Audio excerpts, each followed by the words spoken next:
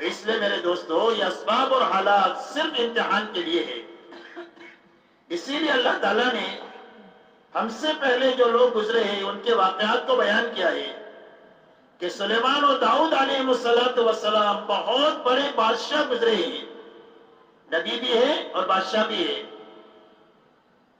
اللہ تعالیٰ نے ان دونوں بزرگوں کو بادشاہت میں رکھ کر دین کی بنیاد پر چمکا دیا.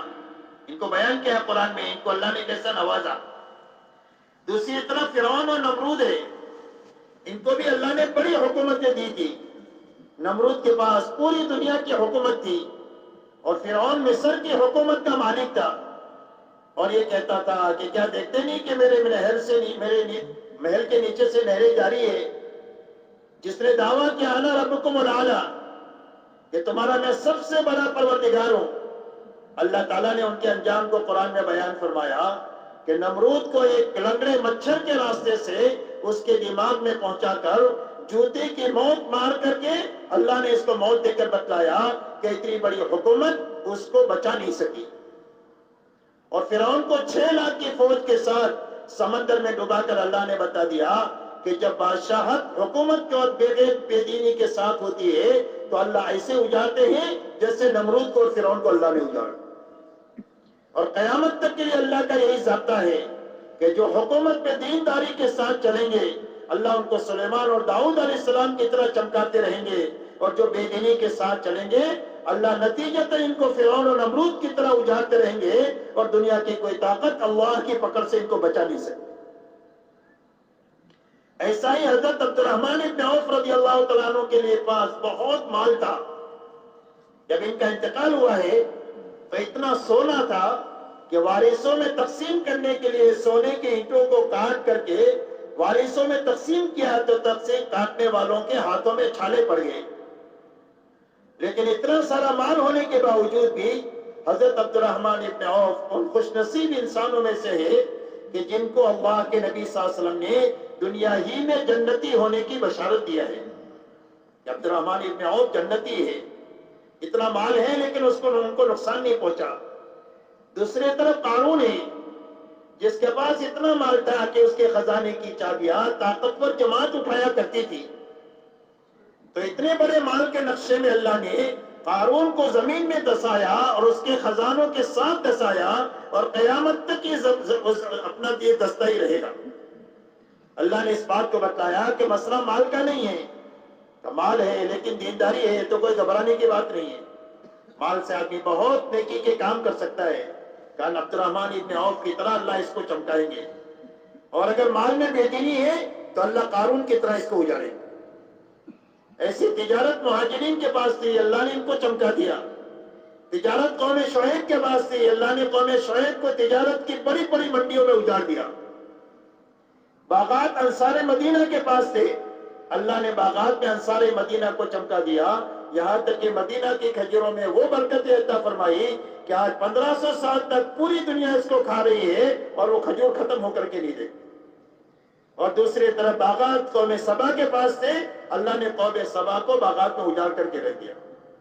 حضرت یوسف علیہ السلام مصر کے وزیر تھے، اللہ نے ان کو وزارت میں چمکا دیا. اور حامان مصر کا وزیر تھا فرعون کا، اللہ نے حامان کو وزارت میں اجاڑ دیا. اللہ نے اس بات کو بتلایا ہے کہ یہ جتنے اسباب ہیں اس میں دینداری کے ساتھ جو چلیں گے اللہ ان کو چمکا دیں گے، اور جو بے دینی کے ساتھ چلیں گے نتیجتاً اللہ ان کو اجاڑ دیں گے، چاہے دنیا میں چند دن تک اللہ ان کو چھوٹ دے کر کے رکھے. اس لیے کہ تمام تبلیغی بیانات کے لیے ہمارے فیس بک پیج کو اور یوٹیوب چینل کو سبسکرائب کریں. تبلیغی بیانات آفیشل آن یوٹیوب، فیس بک.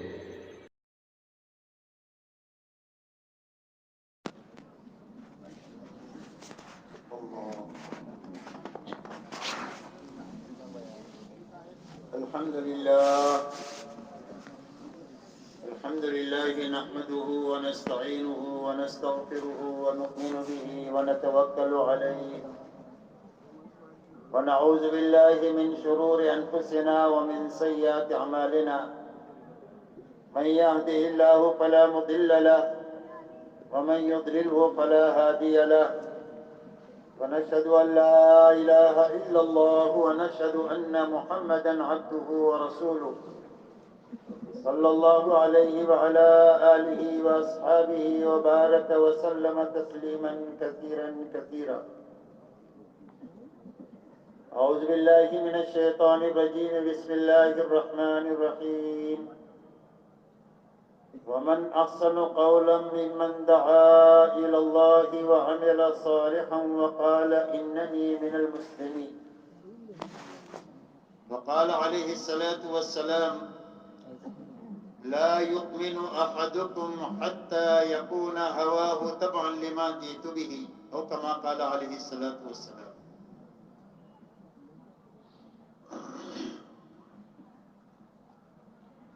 میرے محترم بزرگوں، دوستو، بات کے شروع ہونے سے پہلے چند باتیں اچھی طرح اپنے ذہنوں میں بٹھا لیں تاکہ ان مجالس کا پورا نفع ہمیں ملے. سب سے پہلی بات تو یہ ہے کہ جو حضرات چل پھر رہے ہیں، اب ان کو جہاں پر جگہ مل جائے وہیں بیٹھ جائے اور مجمع میں چلنا پھرنا بند کر دیں. دوسری بات میرے دوستو یہ ہے کہ ہر آدمی یہ نیت کرے کہ شروع سے لے کر آخر تک ہم اس مجلس میں رہیں گے تاکہ پوری بات کو سنیں اور پوری بات کو سمجھیں. جب پوری بات سنیں گے اور سمجھیں گے تو ہی عمل پورا کر سکیں گے. عمل پورا کریں گے تو اس کا نفع پورا ملے گا. ادھورے عمل پر کبھی کام کا پورا نفع نہیں ملتا. اس لیے کام پورا کرنے کے لیے ضروری یہ ہے کہ اس کو پورا سنا جائے، پورا سمجھا جائے. اسی کے ساتھ میں دوسری بات میرے دوستو یہ ہے کہ دین کی بات کا پہلا حق جو ہے وہ ارادے اور یقین کے ساتھ سننا ہے. دوسرا حق اس کا ماننا ہے، یعنی اس پر عمل کرنا ہے. انصار مدینہ حضور صلی اللہ علیہ وسلم کے پاس تشریف لائے اور آپ سے ارشاد فرمایا: علی ما نبایعک یا رسول اللہ، اللہ کے رسول ہم آپ سے کس چیز پر بیعت کریں، یعنی آپ ہم سے کیا عہد و پیمان لینا چاہتے ہیں، ہم آپ کی بات کو قبول کریں گے تو ہمارے کیا کام ہوں گے. تو آپ نے سب سے پہلی بیعت یہ فرمائی: تبایعونی علی السمع والطاعہ فی المنشۃ والمکرہ. فرمایا اس بات پر تم بیعت کرو کہ میری بات کو سنو گے اور مانو گے، میری بات کو سنو گے اور اس پر عمل کرو گے. اور یہی ایمان والوں کی شان ہے. سمعنا واطعنا، اے اللہ ہم نے سن لیا اور اس کو مان لیا اور اس پر عمل کر لیا. اسی لیے سننا اور ماننا یہ دین کی بات کا پہلا حق ہے. دوسرا حق جو ہے وہ دین کی بات کو آگے پہنچانا ہے، تبلیغ ہے. حضور پاک صلی اللہ علیہ وسلم ارشاد فرماتے ہیں: بلغوا عنی ولو آیا، میری طرف سے ایک بات بھی تمہارے پاس پہنچ جائے تو اس کو آگے پہنچا دو. اور آپ کی طرف سے بشارت ہے کہ اللہ تعالیٰ ان لوگوں کو تر و تازہ رکھے اور ان کو خوش و خرم رکھے اور ان کو ہنستا بولتا رکھے کہ جنہوں نے میری بات کو سنا اور اس کو محفوظ کیا، پھر جیسا سنا تھا اس کا آگے پہنچا دیا. فرمایا: رب مبلغ اوعى من سامع. فرمایا بہت مرتبہ ایسا ہوتا ہے کہ جس کو آپ نے بات پہنچائی وہ آپ سے زیادہ ہمت والا، سمجھ والا مل نکلا کہ آپ نے ایک کو پہنچائی اور اس ایک نے 1000 آدمیوں کو بات پہنچا دیا. تو فرمایا وہ ایک بھی آپ کے حصے میں اور وہ 1000 بھی آپ کے حصے میں، اس لیے کہ آپ ذریعہ بنے ہیں بات کو آگے پہنچانے کا. اس لیے دین کی بات کا تیسرا حق جو ہے وہ دین کی بات کو آگے پہنچانا ہے. اب پہنچانے میں کیا نیت کرنا ہے؟ پہنچانے میں اپنے گھر سے لے کر عالم کی نیت کرنا ہے کہ اپنے گھر میں، اپنے محلے میں، اپنے بازاروں میں، اپنے شہر میں، اپنے ملک میں اور پورے عالم میں اس کو پہنچائیں گے. اور سارے انسانوں تک پہنچانے کی نیت کریں. جتنی نیت بڑی ہوگی اتنا اللہ کی طرف سے بڑا اجر ہوگا. جتنی بڑی نیت ہوگی اتنی بڑی اللہ کی طرف سے توفیق ملے گی اور اسباب اللہ تعالیٰ آسان اور مہیا فرمائیں گے کام کرنے کے لیے. اس لیے پورے عالم کی اور ساری انسانیت کی نیت کرنا کہ پورے عالم میں بات کو پہنچائیں گے، ساری انسانیت تک بات کو پہنچائیں گے. اب پورے عالم میں اور ساری انسانیت تک بات کے پہنچانے کا کیا راستہ؟ عالم تو بہت بڑا ہے، کئی سو ملک ہے، کئی ہزار شہر ہے، کئی لاکھ دیہات ہے، اور دنیا میں 700 کروڑ انسان ہیں. تو پوری دنیا میں اور ساری انسانیت تک بات کے پہنچانے کا کیا راستہ؟ فرمایا پورے عالم میں اور ساری انسانیت تک بات کے پہنچانے کا راستہ یہ ہے کہ جہاں تک اور جتنوں تک جا سکتے ہیں اپنی زندگی میں خود جانا. جتنے علاقے تک گئے، جتنے لوگوں تک گئے، جہاں تک خود جانا. اور جہاں تک نہیں جا سکے اور جتنے لوگوں تک نہیں پہنچ سکے وہاں تک بات کو پہنچانے کے لیے اپنی زندگی میں بہترین کام کرنے والے آدمی تیار کرنا، تاکہ باقی کام کو یہ لوگ کریں جن کو ہم نے تیار کیا ہے. حضور پاک صلی اللہ علیہ وسلم کی محنت کا یہی رخ ہے. اللہ تعالیٰ نے آپ کو بہت بڑا کام لے کر دنیا میں بھیجا تھا. آپ کی محنت کا میدان پورا عالم ہے، ساری انسانیت ہے اور قیامت تک کا زمانہ ہے. آپ پورے عالم کے لیے، ساری انسانیت کے لیے اور قیامت تک کے زمانے کے لیے نبی بنا کر کے بھیجے گئے ہیں. تو اتنا بڑا کام دے کر اللہ نے آپ کو بھیجا، اور کام کا زمانہ آپ کو صرف 23 سال کا ملا. آپ کی عمر مبارک ہے 63 سال کی. 40 سال پر اللہ نے آپ کو کام کی ذمہ داری اور نبوت عطا فرمائی، اور 63 سال میں آپ اللہ کو پیارے ہو گئے. تو 23 سال میں اتنا بڑا کام آپ کے ذمہ ہے. اس بڑے کام کو کرنے کے لیے آپ نے اپنی ذات سے انتھک محنت کیا. آپ کو راحت نہیں تھی، آپ ہمیشہ کام میں رہتے تھے. یہاں تک کہ صحابہ یہ فرماتے ہیں کہ حضور صلی اللہ علیہ وسلم کو ہم نے کبھی راحت میں نہیں دیکھا، آپ کو ہمیشہ کام میں دیکھا. اور انتھک محنت کر کے آپ نے حجاز میں کام کیا، حجاز کے علاقے میں. اور آپ کا لمبے میں لمبا سفر تبوک تک کا ہے، مدینہ منورہ سے لمبے میں لمبا سفر تبوک تک کا. لیکن پورا عالم ہے آپ کی محنت کا میدان اور ساری انسانیت ہے. تو اس کام پر قابو پانے کے لیے آپ نے انتھک محنت کرتے ہوئے اپنی زندگی میں بہترین عملہ تیار فرمایا. اور آپ نے سوالات صحابہ تیار فرمائے 23 سال کی محنت میں، کہ جن کی زندگی حضور صلی اللہ علیہ وسلم کی زندگی کا آئینہ تھی. اسی لیے صحابہ کے بارے میں پوچھا گیا کہ یہ کون لوگ ہیں؟ فرمایا فرسان بالنہار و رہبان باللیل، بسام بالنہار و بکاء باللیل. فرمایا دن کے شہ سوار ہیں کہ دن کو گھوڑے کے پشت پر بیٹھ کر پوری دنیا میں پھر رہے ہیں لوگوں کو اللہ کی پہچان کرانے کے لیے کہ اللہ کون ہے اور کیسے ہیں. لوگوں کو اللہ کی شانیں سمجھاتے ہیں کہ اللہ اپنی ذات میں بھی بڑے ہیں، اپنی صفات میں بھی بڑے ہیں. اللہ تعالیٰ پیدا کرنے والے بڑے، اللہ پالنے والے بڑے، اللہ حفاظت کرنے والے بڑے، اللہ زندگی دینے والے بڑے اور اللہ مارنے والے بڑے، اللہ عزت دینے والے بڑے، ذلیل کرنے والے بڑے. اللہ کا رحم بھی بڑا اور اللہ کی پکڑ بھی بڑی. تو ان کا کام ہے دن میں لوگوں کو اللہ کی پہچان کرانا. اور فرمایا یہ راتوں کے عبادت گزار ہیں. کانوا قلیلا من اللیل ما یہجعون وبالاسحار هم یستغفرون. فرمایا یہ راتوں کو بہت کم سوتے ہیں اور اخیر راتوں میں کر کے مٹ کے کھپ کے اللہ کے سامنے استغفار کرتے ہیں کہ اللہ کام جو تھا اس کا حق ادا نہیں ہوا. تو ان کی شان یہ ہے. فرمایا دن کو حشاش بشاش اللہ کے دین کا کام کرنے والے ہیں اور راتوں کو اللہ کے سامنے بہت زیادہ رونے والے ہیں.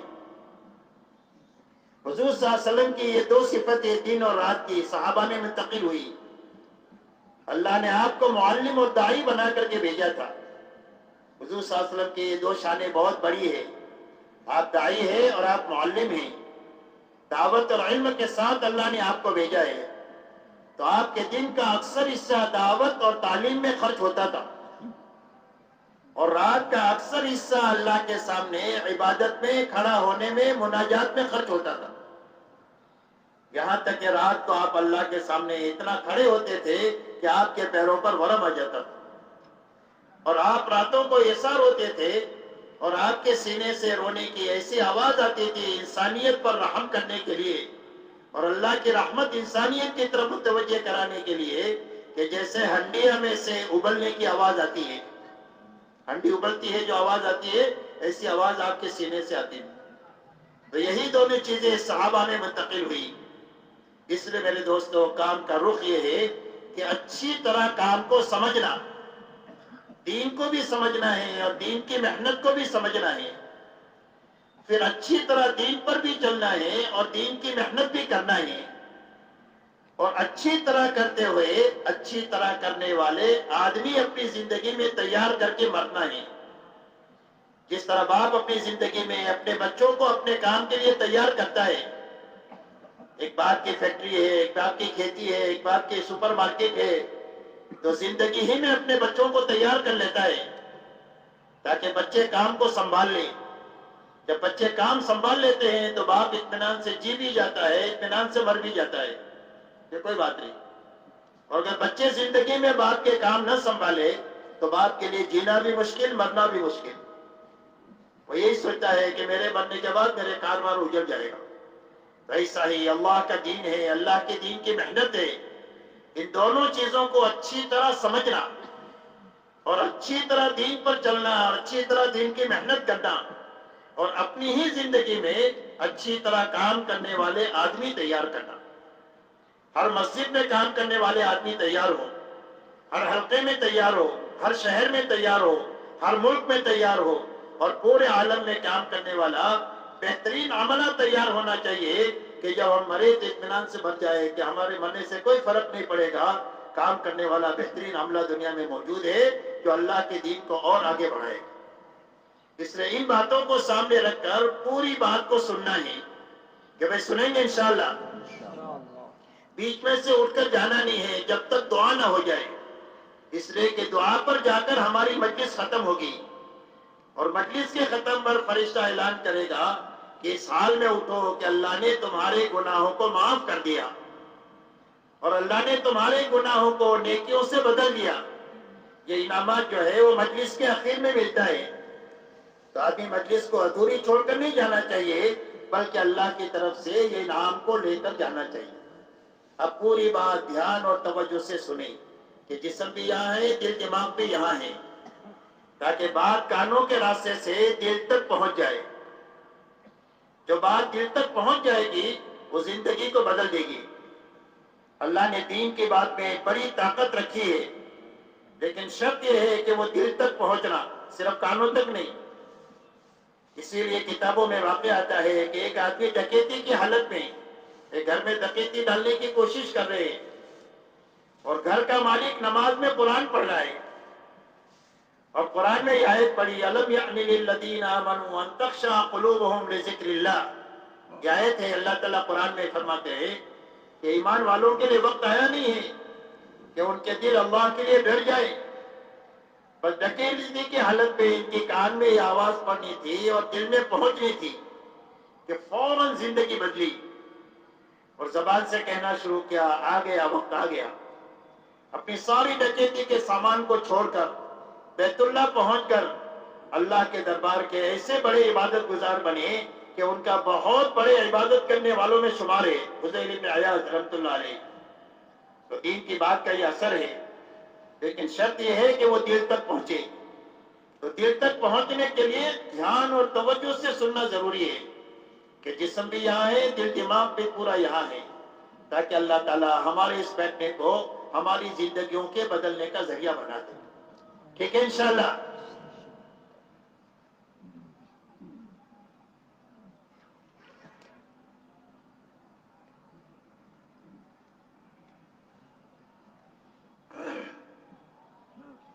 میرے محترم بزرگ اور دوستو، سمجھنے کی بات یہ ہے اور پوری امت اور انسانیت کو سمجھانے کی بات یہ ہے کہ روئے زمین پر بسنے والے ہر ایک مرد اور ہر ایک عورت کی دنیا اور آخرت کی زندگی کے بنانے کے لیے اللہ نے اپنے پاس سے دین اتارا ہے، اور اللہ نے اپنی سنت روئے زمین پر یہ جاری فرمائی ہے کہ جو کوئی بھی دینداری کے ساتھ زندگی گزارے گا اللہ اس کی دنیا بھی اچھے سے اچھی بنا دیں گے اور اس کی آخرت بھی اچھے سے اچھی بنا دیں گے، جو اصل زندگی ہے۔ اور جو بے دینی کے ساتھ زندگی گزاریں گے چاہے چند دن تک خوب کھاتے پیتے نظر آئے، لیکن نتیجتاً اللہ ان کی دنیا بھی اجاڑیں گے اور ان کی آخرت ایسی اجڑے گی کہ جس کے بعد کبھی بھی آباد نہیں ہوگی۔ اللہ کی ایسی سنت ہے کہ اس میں کبھی بھی تبدیلی نہیں ہوگی۔ فَلَن تَجِدَ لِسُنَّتِ اللَّهِ تَبْدِيلًا وَلَن تَجِدَ لِسُنَّتِ اللَّهِ تَحْوِيلًا۔ اللہ کی سنت کو کبھی بھی بدلتا ہوا نہیں پائیں گے۔ اس لیے ساری انسانیت کی کامیابی کا ایک ہی راستہ ہے اور وہ دین ہے۔ یہ بات سمجھنی بھی ہے اور پوری امت اور انسانیت کو سمجھانی ہے، اور اسی لیے اللہ تعالیٰ نے ساری انسانیت کی رہبری کے لیے اور یہ بات سمجھانے کے لیے قرآن پاک اتارا ہے۔ یہ قرآن پاک ساری انسانیت کی رہبری کے لیے ہے، صرف ایمان والوں کے لیے نہیں ہے بلکہ ساری انسانیت کے لیے ہے۔ قرآن نے فرمایا ہدی للناس، یہ قرآن پاک ساری انسانیت کی ہدایت کے لیے، رہبری کے لیے اللہ نے اتارا ہے۔ اور قرآن پاک میں اللہ نے ہم سے پہلے جو لوگ دنیا میں آباد ہوئے ہیں ان کے انجام کو اللہ نے تفصیل کے ساتھ بیان کیا ہے، ماننے والوں کا بھی اور نہ ماننے والوں کا بھی۔ ہر زمانے میں دو قسم کے لوگ رہے، ایک مجمع ماننے والوں کا رہا اور بڑا مجمع نہ ماننے والوں کا رہا۔ تو اللہ نے دونوں کے انجام کو بیان فرمایا ہے کہ ہر زمانے میں ماننے والے تھوڑے بھی رہے تعداد کے اعتبار سے اور طاقت کے اعتبار سے کمزور بھی رہے، لیکن شریعت پر اور دین پر عمل کرنے کی وجہ سے اور اللہ کی بتلائی ہوئی باتوں پر عمل کرنے کی وجہ سے اللہ نے نتیجتاً ان کو چمکا دیا۔ اور نہ ماننے والے ہر زمانے میں تعداد کے اعتبار سے بھی زیادہ رہے اور طاقت کے بھی بڑے بڑے نقشوں میں رہے، کوئی ملک کے نقشے میں رہا، کوئی مال کے نقشے میں رہا، کوئی اکثریت کے نقشے میں رہا، کوئی زبردست جسمانی طاقت کے نقشے میں رہا، کوئی تجارت اور زراعت کے نقشوں میں رہے، بڑے بڑے نقشوں میں رہے، لیکن بے دینی کی بنیاد پر اللہ نے نتیجتاً ان کو اجاڑ دیا۔ اور قرآن پاک میں ارشاد فرمایا فَكُلًّا أَخَذْنَا بِذَنبِهِ فَمِنْهُمْ مَنْ أَرْسَلْنَا عَلَيْهِ حَاصِبًا وَمِنْهُمْ مَنْ أَخَذَتْهُ الصَّيْحَةُ وَمِنْهُمْ مَنْ خَسَفْنَا بِالْأَرْضِ وَمِنْهُمْ مَنْ أَغْرَقْنَا وَمَا كَانَ اللَّهُ لِيَظْلِمَهُمْ وَلَكِنْ كَانُوا أَنفُسَهُمْ يَظْلِمُونَ۔ اللہ تعالیٰ فرماتے ہیں کہ ان میں کے ہر ایک کی ہم نے پکڑ کیا، اور پکڑنے کی وجہ کیا ہوئی؟ فرمایا گناہوں والی زندگی ہوئی اور اللہ کی نافرمانی والی زندگی کی بنیاد پر اللہ نے ان کی پکڑ کیا۔ ان میں سے کسی پر ہوا کے عذاب کو بھیجا کہ جنہوں نے ان کو اکھاڑ اکھاڑ کر ایک دوسرے کے ساتھ ٹکرا کر آسمان تک اٹھا کر ان کو زمین پر ایسا پٹکا کہ ان کے بھیجے نکل گئے۔ اور فرمایا ان میں سے کسی پر فرشتے کی چیخ کو مسلط کیا جس سے ان کے کلیجے پھٹ گئے، کسی کو زمین کے اندر میں دسایا اور کسی کو پانی میں ڈبایا۔ اور اللہ فرماتے ہیں کہ اللہ کسی پر ظلم نہیں کرتے ہیں، یہی لوگ ہیں کہ اللہ کی نافرمانی کر کے اللہ کے عذاب کے مستحق ہو کر اپنے آپ کو اجاڑ دیں۔ اس نے میرے دوستو یہ بنیادی بات سمجھنے کی ہے اور پوری امت اور انسانیت کے سمجھنے کی ہے کہ اللہ کے یہاں کامیابی کا ایک ہی راستہ ہے اور وہ راستہ صرف دین کا ہے۔ رہا دنیا میں جتنے اسباب ہیں اور جتنے حالات انسانوں پر آتے ہیں، تجارت ہے، کھیتی ہے، ملازمت ہے، حکومت ہے، ڈاکٹری ہے، انجینئرنگ ہے، سائنس ہے، ایسا ہی انسانوں پر اچھے برے حالات آتے ہیں۔ کبھی خوشی ہے، کبھی غمی ہے، کبھی بیماری ہے، کبھی تندرستی ہے، کبھی امن ہے، کبھی خوف ہے، کبھی راحت ہے، کبھی تکلیف ہے، کبھی مالداری ہے، کبھی غریبی ہے۔ فرمائے جتنے اسباب اور حالات ہیں یہ نہ تو کامیابی کے لیے ہے اور نہ تو ناکامی کے لیے ہے، بلکہ صرف انسانوں کے امتحان کے لیے ہے۔ یہ جتنے چھوٹے بڑے اسباب ہیں یہ لوگوں کے امتحان کے لیے ہے۔ ایسے اچھے برے حالات انسانوں پر جو آتے ہیں وہ بھی ان کے امتحان کے لیے آتے ہیں۔ امتحان کے کیا معنی ہے؟ امتحان کے معنی یہ ہے کہ اللہ تعالیٰ ہر ایک کو چھوٹے بڑے سبب میں رکھ کر یہ آزمانا چاہتے ہیں کہ یہ خواہش کو سامنے رکھ کر جیتا ہے یا حکم کو سامنے رکھ کر کے جیتا ہے۔ دنیا میں جینے کے دو ہی راستے ہیں، تیسرا کوئی راستہ نہیں ہے۔ ایک راستہ حکموں والا راستہ ہے جو نبی لے کر دنیا میں آتے ہیں، اور ایک خواہشات والا راستہ ہے جو نفس اور شیطان کا راستہ ہے۔ تو اللہ ہر آدمی کو آزمانا چاہتے ہیں کہ اسباب میں حکم کا پابند رہ کر جیتا ہے یا خواہش کا پابند ہو کر کے چلتا ہے، حالات میں حکم کا پابند بن کر کے جیتا ہے یا حال کو سامنے رکھ کر کے جیتا ہے۔ اس لیے حال میں حکم ہے ہر حال کے ساتھ کہ خوشی کا حال آ گیا ہے تو شکر کرو، غمی کا حال آ گیا ہے تو صبر کرو۔ خوشی کے حال میں ناچنے کی اجازت نہیں ہے اور غمی کے حال میں کپڑے پھاڑنے کی اجازت نہیں ہے اور بے صبرہ بننے کی اجازت نہیں ہے۔ تو اس لیے میرے دوستو یہ اسباب اور حالات صرف امتحان کے لیے ہے۔ اسی لیے اللہ تعالیٰ نے ہم سے پہلے جو لوگ گزرے ہیں ان کے واقعات کو بیان کیا ہے کہ سلیمان اور داؤد علیہ السلام بہت بڑے بادشاہ گزرے ہیں، نبی بھی ہے اور بادشاہ بھی ہے۔ اللہ تعالیٰ نے ان دونوں بزرگوں کو بادشاہت میں رکھ کر دین کی بنیاد پر چمکا دیا۔ ان کو بیان کیا قرآن میں، ان کو اللہ نے کیسا نوازا۔ دوسری طرف فرعون اور نمرود ہے، ان کو بھی اللہ نے بڑی حکومتیں دی تھی۔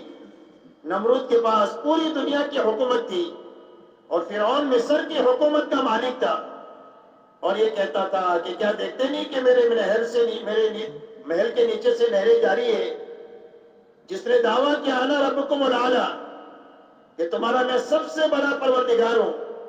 اللہ تعالیٰ نے ان کے انجام کو قرآن میں بیان فرمایا کہ نمرود کو ایک لنگڑے مچھر کے راستے سے اس کے دماغ میں پہنچا کر جوتے کی موت مار کر کے اللہ نے اس کو موت دے کر بتلایا کہ اتنی بڑی حکومت اس کو بچا نہیں سکی، اور فرعون کو 6 لاکھ کی فوج کے ساتھ سمندر میں ڈبا کر اللہ نے بتا دیا کہ جب بادشاہت حکومت کے بغیر بے دینی کے ساتھ ہوتی ہے تو اللہ ایسے اجاڑتے ہیں جیسے نمرود کو اور فرعون کو اللہ نے اجاڑا۔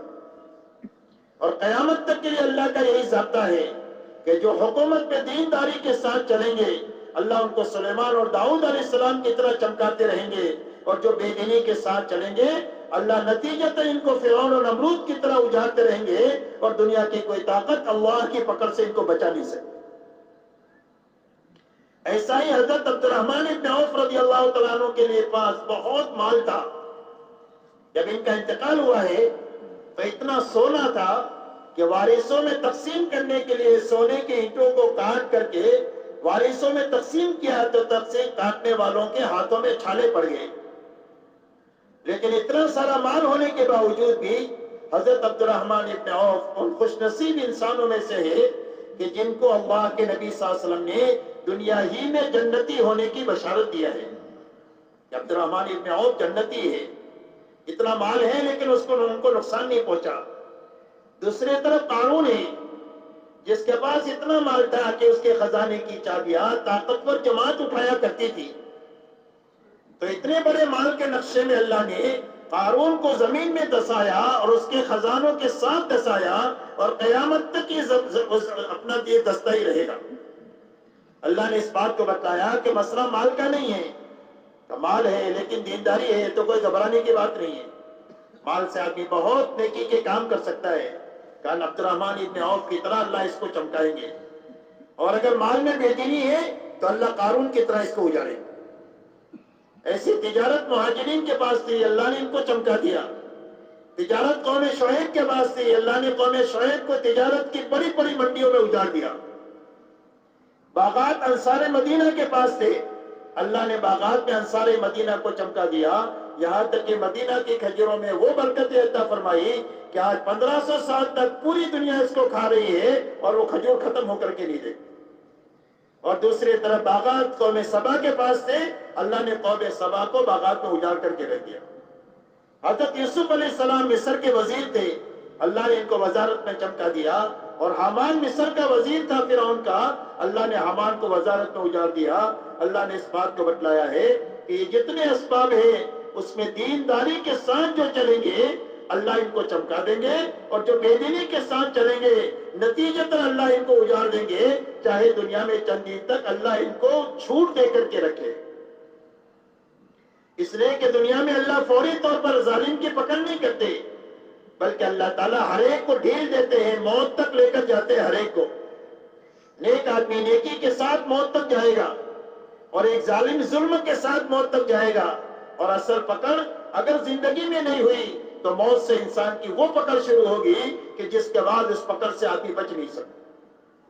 اس لیے میرے محترم بزرگوں دوستو، ہماری دعوت اور تبلیغ کی یہ محنت ہے، وہ کسی کا کاروبار چھڑانے کی محنت نہیں ہے اور کسی کا گھر بار اجاڑنے کی محنت نہیں ہے، بلکہ یہ محنت اس بات کی ہے کہ ہر مسلمان اپنے اپنے شعبے میں اور اپنے اپنے گھروں میں دینداری کے ساتھ اور دین کی محنت کے ساتھ اس کو جینا آ جائے. اس کی محنت ہے دعوت اور تبلیغ کی.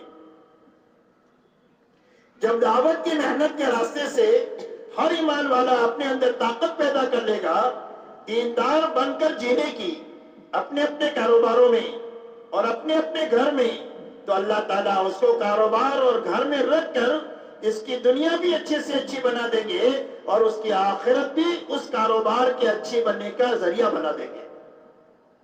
اسی لیے حدیث سے پاک میں آتا ہے کہ ایک سچا اور امانت دار تاجر کا آدمی تجارت کرتا ہے لیکن امانت دار ہے، سچا آدمی ہے، سچائی کے ساتھ تجارت کرتا ہے، تو فرمایا اللہ کل قیامت کے دن اس کو نبیوں کے ساتھ، صدیقین کے ساتھ اور شہداء کے ساتھ اٹھائیں گے.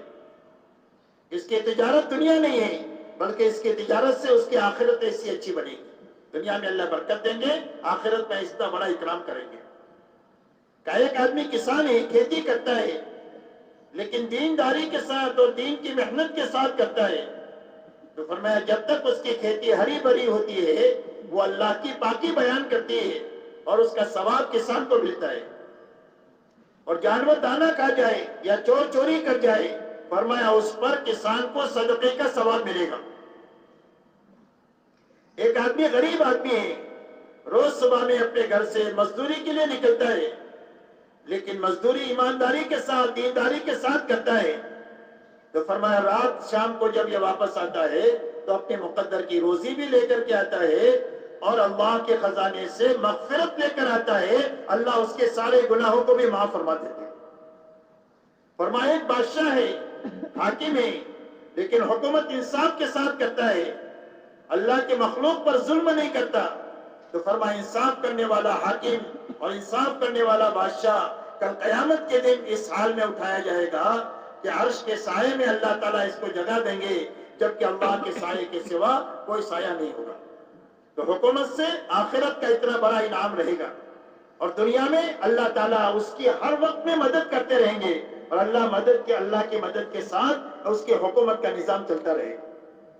اس لیے میرے محترم بزرگوں دوستو، یہ محنت اس بات کی ہے کہ ہر ایمان والا جس شعبے میں بھی ہے اس شعبے میں دینداری کے ساتھ اور دین کی محنت کے ساتھ میں جینے لگے. اس لیے کہ ہر ایمان والے کی یہ دو ذمہ داری ہے. اللہ کا بندہ ہونے کے ناطے ہماری ذمہ اللہ کی بندگی ہے کہ ہر لمحہ اللہ کی اطاعت کے ساتھ گزاری، اپنے مال کی ہر پائی کو حلال طریقے سے کمائے، حلال طریقے سے خرچ کرے. یہ ہر مسلمان کا سب سے پہلا کام ہے. دوسری ہمارے ساتھ نسبت حضور صلی اللہ علیہ وسلم کا امتی ہونے کی ہے. ہم حضور صلی اللہ علیہ وسلم کے امتی ہیں اور ہمارا یہ عقیدہ ہے کہ آپ آخری نبی ہیں، آپ کے بعد قیامت تک اب کوئی نبی نہیں آنے والے ہیں. لہذا انسان تو قیامت تک دنیا میں آتے رہیں گے، تو انسانوں کو صحیح راستہ کون دکھائے گا؟ ان کو حق کی طرف کون لائے گا؟ ان کو غلط زندگیوں سے کون روکے گا؟ فرمایا یہ امت کے ہر فرد کی ذمہ داری ہے کہ جو ایمان والا ہے اللہ کی عبادت کے ساتھ زندگی گزارے اور اللہ کے دین کی محنت کے ساتھ زندگی گزارے۔ اس لیے میرے دوستو اچھی طرح اس کام کو سمجھنا ہے تاکہ ہر ایمان والے کے لیے اس کو کرنا بھی آسان ہو جائے اور دوسروں کو کرانا بھی آسان ہو جائے۔ اسی کے ساتھ دوسری بات میرے دوستو یہ سمجھنی ہے کہ دین پر کامیابی اس وقت میں ملے گی جب زندگیوں میں دین پورا ہوگا۔ اگر زندگی میں دین ہے اور ادھورا ہے تو دنیا میں نقد مصیبتیں آئے گی اور آخرت میں عذاب ہوگا۔ اللہ جس کو معاف کرتے اللہ کو کوئی پوچھنے والا نہیں، لیکن اللہ کا دستور یہ ہے کہ دنیا میں دین کی کمی پر مصیبتیں آئے گی۔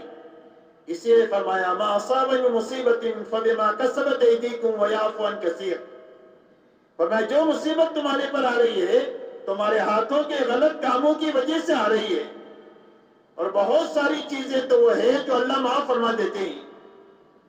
یہ فرمایا ظہر الفساد فی البر والبحر بما کسبت ایدی الناس لیذیقہم بعد الذی عملوا لعلہم یرجعون، فرمایا دنیا میں خشکی اور تری میں ناگواری کے اور پریشانی کے حالات ظاہر ہوئے ہیں انسانوں کے غلط کاموں کی وجہ سے، تاکہ ان کے بعض گناہوں کی اللہ ان کو سزا چکھائے۔ اور یہ اللہ کی طرف سے حالات بھی اس لیے آتے ہیں تاکہ ہم اللہ کی طرف رجوع کریں، پچھلی زندگی پر توبہ کریں، اللہ سے معافی مانگے اور آئندہ کے بارے میں سچا مسلمان بن کر جینے کا ارادہ اور عزم کرنا، یہ اس کو توبہ کہتے ہیں۔ اس کے لیے اللہ کی طرف سے حالات آتے ہیں۔ اس میں دین پورا ہوگا تو اللہ کی مدد آئے گی، اور دین ادھورا ہوگا تو دنیا میں نقد مصیبتیں آئیں گی۔ اس وقت میں جتنی مصیبتیں پوری دنیا میں آ رہی ہے وہ دین کی کمی کی وجہ سے آ رہی ہے۔ تو پورا دین کیا ہے؟ فرمایا پورا دین یہ ہے کہ اللہ نے جتنے کرنے کے لائن کے احکامات دیے ہیں وہ سارے حکموں پر عمل کرنا، جتنی چیزوں سے اللہ نے بچنے کے لیے کہا ہے ان ساری چیزوں سے بچنا، یہ پورا دین ہے۔ کرنے کے کچھ کام کیے کچھ نہیں کیے، بچنے کی کچھ چیزوں سے بچے کچھ چیزوں سے نہیں بچے، تو یہ ادھورا دین ہے۔ یہ میں بہت آسان کر کے بات کر رہا ہوں کہ پورا دین کیا ہے کہ اللہ نے جو کرنے کے لائن کے احکامات دیے ہیں وہ سارے حکموں پر عمل کرنا، جتنی بچنے کی چیزوں سے کہا ہے ان ساری چیزوں سے بچنا، یہ پورا دین ہے۔ اب کرنے کے کچھ کام کیے کچھ چھوڑ دیے، بچنے کی کچھ چیزوں سے بچے کچھ چیزوں سے نہیں بچے، تو یہ ادھورا دین ہے۔ اس ادھورے دین پر دنیا میں مصیبتیں آئے گی۔ تو دعوت و تبلیغ کی محنت اس بات کی کوشش ہے کہ ہر ایمان والے کو اپنے ماحول سے نکال کر کے ایک ایسے پاکیزہ ماحول میں، مسجد کے ماحول میں لے جایا جائے، وہاں ہر مسلمان کو یہ سمجھایا جائے کہ پورا دین کیا ہے۔ اس لیے کہ آج ہماری غلطی یہ ہے کہ ہم دنیا کے ماحول میں، دنیا کے معاملے میں اپنے سے اوپر دیکھنے کے عادی ہیں، اور دین کے معاملے میں اپنے سے نیچے والوں کو دیکھنے کے عادی ہیں۔ 100 پتی 1000 پتی کو دیکھتا ہے، 1000 پتی لکھ پتی کو دیکھتا ہے، لکھ پتی کروڑ پتی کو دیکھتا ہے، کروڑ پتی ارب پتی کو، ارب پتی کھرب پتی کو، کھرب پتی ملک والے کو، ایک چھوٹا ملک والا بڑے ملک والے کو دیکھتا ہے۔ سب اوپر دیکھتے ہیں دنیا کے معاملے میں۔ تو جس کے پاس جتنی دنیا ہے اس سے کم لگ رہی ہے کہ میں تو فقیر ہوں، مجھے اور محنت کرنا چاہیے۔ 100 پتی بھی فقیر اور کروڑ پتی بھی فقیر، اس لیے کہ اوپر دیکھتا ہے نیچے نہیں دیکھتا۔ اور دین کے معاملے میں ہماری عادت نیچے دیکھنے کی ہے۔ ایک آدمی 5 وقت کا نمازی ہے، حج بھی کر لیا، زکات بھی دیتا ہے، تو اس کو دیکھتا ہے کہ جو نماز پڑھتا ہے حج نہیں کیا، زکات نہیں دیتا، ہم تو ان سے بہت اچھے ہیں، ہم تو نماز بھی پڑھتے ہیں، زکات بھی دیتے ہیں، حج بھی کرتے ہیں، یہ تو حج بھی نہیں کیا، زکات بھی نہیں کر دیتے، ہم تو ان سے بہت اچھے ہیں۔ اور 5 وقت کے نمازی 3 وقت والے کو دیکھے کہ ہم تو 5 وقت کی نماز پڑھتے ہیں، بہت سے مسلمان صرف 3 وقت کی پڑھتے ہیں، ہم تو ان سے بہت اچھے ہیں۔ 3 وقت والے جمعہ والوں کو دیکھے کہ ہم تو 3 وقت کی پڑھتے ہیں، یہ تو صرف جمعہ ہی پڑھتے ہیں، تو ہم تو ان سے بہت اچھے ہیں۔ اور جمعہ والے ان کو دیکھتے ہیں جو جمعہ بھی نہیں پڑھتے کہ ہم تو ان سے بہت اچھے ہیں، ہم تو جمعہ پڑھتے ہیں، مسلمان تو جمعہ بھی نہیں پڑھتے۔ اور جو جمعہ نہیں پڑھتے ان کو دیکھتے ہیں جو شرابی اور کبابی ہے، مسلمان بھی ہے اور برائیوں میں بھی ہے، کہتے ہیں ہم نمازی تو نہیں پڑھتے، باقی ہم کو شرابی کبابی ہے، دیکھو کتنے مسلمان کتنی برائیوں میں ہیں، آپ ان کو جا کر کے سمجھاؤ. اور جو شرابی کبابی ہے وہی کہتے ہیں کہ میں تو کلمہ پڑھتا ہوں، جنت میرے باپ کی ہے. آپ تو دوسروں کو جا کر کے کلمہ یاد دلاؤ. ہر آدمی بے دینی کوٹ کوٹ کی بھری ہوئی ہے، لیکن اپنی زندگی میں یہ سمجھتا ہے کہ میں تو پکا دیندار ہوں اور میں تو بزرگوں کی اولاد میں سے ہوں، مجھے کچھ کرنے کی ضرورت نہیں. یہ اتنا بڑا دھوکہ میرے دوستو ہم کو لگ گیا ہے کہ اگر اس دھوکے کی حالت میں موت آ گئی تو کل آدمی خون کے آنسو روئے گا، لیکن اس کے آنسوؤں کا پوچھنے والا نہیں. اس لیے اس دھوکے سے نکلنے کے لیے جماعت میں نکالا جاتا ہے. یہ جو دھوکہ لگ گیا ہے نا دینداری کا، اس دھوکے سے نکلے کہ میری زندگی میں دینداری پوری نہیں ہے، میری زندگی میں تو بہت ادھورا دین ہے. اس حالت میں اگر میں مر گیا تو میں اللہ کو چہرہ دکھانے کے قابل نہیں. یہ بات سمجھ میں آئے، اس کے لیے اللہ کے راستے میں نکالا جاتا ہے، تاکہ اللہ کے راستے میں جماعت میں نکل کر اپنے چہرے کو صحابہ کے آئینے میں دیکھیں. ہم کو دنیا کے معاملے میں نیچے دیکھنے کا حکم ہے اور دین کے معاملے میں اوپر دیکھنے کا حکم ہے. کہ دنیا کے معاملے میں کس کو دیکھو؟ فرمایا 1000 پتی 100 پتی کو دیکھے کہ میرے پاس تو 1000 ہے، اس کے پاس تو 100 ہی ہے، میں تو اس سے بہت اچھا ہوں. اور 100 پتی اس سے کم والے کو دیکھے. تو دنیا کے معاملے میں نیچے دیکھنے کا حکم ہے اور دین کے معاملے میں اوپر دیکھنے کا حکم ہے. تو دین کے معاملے میں کس کو دیکھنے کا حکم ہے؟ فرمایا دین کے معاملے میں حضور صلی اللہ علیہ وسلم اور صحابہ کو دیکھنے کا حکم ہے. اس لیے کہ قیامت تک حق کے سمجھنے کا معیار حضور صلی اللہ علیہ وسلم کی اور صحابہ کی زندگی ہے. آپ سے پوچھا گیا کہ حق کیا ہے؟ فرمایا ما انا علیہ و اصحابی، فرمایا جس پر میں ہوں اور جس پر میرے صحابہ ہے وہی حق ہے. اور فرمایا امت میں 73 فرقے ہوں گے، سارے جہنم میں جائیں گے سوائے اس کے کہ جس پر میں ہوں اور جس پر میرے صحابہ ہیں. تو حق کا معیار کیا ہے؟ آپ کی اور آپ کے صحابہ کی زندگی ہے. تو اللہ کے راستے میں اس لیے نکالا جاتا ہے تاکہ اللہ کے راستے میں نکل کر اپنے چہرے کو صحابہ کے آئینے میں دیکھے کہ میری دینداری میں اور ان کی دینداری میں کیا فرق ہے. جب وہاں دیکھیں گے تو صحیح بات سمجھ میں آئے گی، اور اپنے ماحول میں بات سمجھنے کی کوشش کریں گے تو ہمیں بات صحیح سمجھ میں نہیں آئے گی. ہم ہوں گے گمراہی پر اور اپنے آپ کو ہدایت پر سمجھتے رہیں گے. ہم ہوں گے باطل پر اور اپنے آپ کو حق پر سمجھتے رہیں گے. ہم ہوں گے غلطی پر اور اپنے آپ کو صحیح سمجھتے رہیں گے. اور اگر اس دھوکے کے ساتھ موت آ گئی تو آدمی خون کے آنسو روئے گا اور اس کے آنسوؤں کا پوچھنے والا کوئی نہیں. اس لیے حق کے سمجھنے کے لیے ضروری ہے کہ اپنے آپ کو صحابہ کے اور حضور صلی اللہ علیہ وسلم کے زندگی کے آئینے میں دیکھا جائے. اسی لیے اللہ نے قرآن میں فرمایا لَقَدْ كَانَ لَكُمْ فِي رَسُولِ اللَّهِ أُسْوَةٌ حَسَنَةٌ، فرمایا تمہارے لیے محمد صلی اللہ علیہ وسلم کی زندگی میں بہترین نمونہ ہے. مَا آتَاكُمُ الرَّسُولُ فَخُذُوهُ وَمَا نَهَاكُمْ عَنْهُ فَانْتَهُوا. اللہ قرآن میں فرماتے ہیں کہ جو محمد صلی اللہ علیہ وسلم تمہیں دے دے اس کو لے لو اور جس چیز سے روک دے اس سے رک جاؤ. اس لیے ہمارے لیے نمونہ حضور پاک صلی اللہ علیہ وسلم کی زندگی ہے. اور آپ نے اپنے ساتھ اپنے صحابہ کو بھی ملایا ہے کہ میں اور میرے صحابہ حق پر ہیں. اس لیے کہ قیامت تک کوئی کہہ سکتا تھا کہ نبی تو نبوت کی طاقت کی وجہ سے دین پر چل سکتے ہیں، ہم کیسے چل سکتے ہیں؟ تو اللہ نے حضور صلی اللہ علیہ وسلم کے ہاتھوں ایسی مبارک زندگی آپ کو دے کر اور آپ 23 سال وہ زندگی کو جی کر آپ نے اپنے ساتھ میں امت کا ایک ایسا بہترین مجمع تیار فرمایا کہ جس میں ہزاروں مرد ہیں، ہزاروں عورتیں ہیں، ہزاروں جوان ہیں، ہزاروں بوڑھے ہیں، ہزاروں مالدار ہیں اور ہزاروں غریب ہیں. غریب ہیں تو اتنا غریب کہ ہمارے ماحول میں ملنا مشکل، اور مالدار ہیں تو اتنے مالدار کہ ہمارے ماحول میں ملنا مشکل. لیکن سارا ایک مجمع تیار فرمایا تاکہ قیامت تک کے آنے والے سارے انسانوں کے لیے ان کو نمونہ بنایا جائے کہ مالدار عبد الرحمن ابن عوف کو دیکھیں، غریب حضرت بلال کو دیکھے، عورتیں حضرت صفیہ اور خدیجہ کو دیکھے اور جوان مصعب ابن عمیر کو دیکھے رضی اللہ عنہ. غرض ایک ایک مجمع تیار فرمایا کہ جو قیامت تک کے آنے والے انسانوں کے لیے نمونہ بنے. اور اللہ نے اس مجمع کے بارے میں قرآن میں اعلان فرما دیا رضی اللہ عنہم اللہ اس سب سے راضی ہے، صحابہ کی ساری جماعت سے اللہ راضی ہے، اور اللہ جب کسی سے ایک مرتبہ راضی ہو جاتے ہیں تو پھر اللہ کبھی ناراض نہیں ہوتے۔ اللہ جب کسی سے راضی ہو جاتے ہیں تو پھر ناراض نہیں ہوتے۔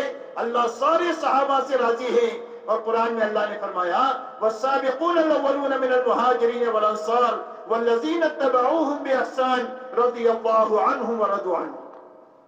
فرمایا سابقین اولین مہاجرین اور انصار میں کے، اور جو ان کے پیچھے پیچھے اخلاص کے ساتھ میں چلا، اللہ ان سے بھی راضی ہو گیا، اور جو پیچھے پیچھے ان کے چلے گا اللہ ان سے بھی راضی ہو۔ اس لیے میرے محترم دوستو، اپنے آپ کو صحابہ کے آئینے میں دیکھنے کے لیے جماعت میں نکالنے کے لیے کہا جاتا ہے کہ ہر آدمی اپنے ماحول میں سے نکلے، مسجد کے ماحول میں آئے، دنیا داری کے ماحول سے نکلے، دعوت اور عبادت کے ماحول میں آئے، ذکر کے ماحول میں آئے، اللہ کی مخلوق پر رحم کرنے کے ماحول میں آئے، اور وہاں آ کر کے یہ دیکھے کہ حضور صلی اللہ علیہ وسلم اور صحابہ کون سی زندگی جی کر کے گئے ہیں، مجھے اپنی زندگی وہ بنانی ہے۔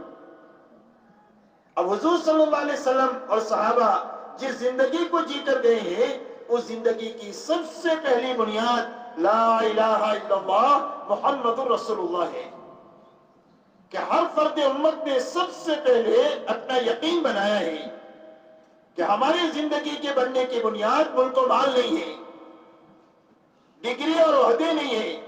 ملک سے زندگی بنتی تو فرعون اور نمرود کی بنتی، مال سے زندگی بنتی تو قارون کی بنتی، عہدوں سے زندگی بنتی تو حامان کی زندگی بنتی، اکثریت سے زندگی بنتی تو قوم نوح کی بنتی، طاقت سے زندگی بنتی تو قوم عاد سے بنتی۔ زندگیوں کے بننے کی یہ بنیادیں ہی نہیں ہے، اس لیے کہ اللہ خالق ہے، اور اللہ کے علاوہ جو کچھ ہے وہ سب مخلوق ہے۔ اللہ بنانے والے ہیں، اور دنیا کی ساری چھوٹی بڑی چیزیں وہ بنی ہوئی ہے، اللہ نے بنائی ہے۔ اور مخلوق کے بارے میں اللہ کا فیصلہ یہ ہے، چاہے وہ ذرہ ہو، چاہے پہاڑ ہو، چاہے چوٹی ہو، چاہے جبرائیل امین ہو، اور چاہے قطرہ ہو، چاہے سمندر ہو، اور چاہے ایک پیسہ ہو یا لاکھوں اربوں خربوں ہو، اس کے بارے میں اللہ کا فیصلہ ہے لا یملک نفعا ولا ضرا ولا موتا ولا حیاتا ولا نشورا۔ فرمایا کسی کے ہاتھ میں نفع نہیں ہے اللہ کے ارادے کے بغیر، کسی کے ہاتھ میں نقصان پہنچانا نہیں ہے، کسی کے ہاتھ میں مارنا نہیں ہے، کسی کے ہاتھ میں زندگی دینا نہیں ہے، اور کسی کے ہاتھ میں مار کر دوبارہ زندہ کرنا نہیں ہے۔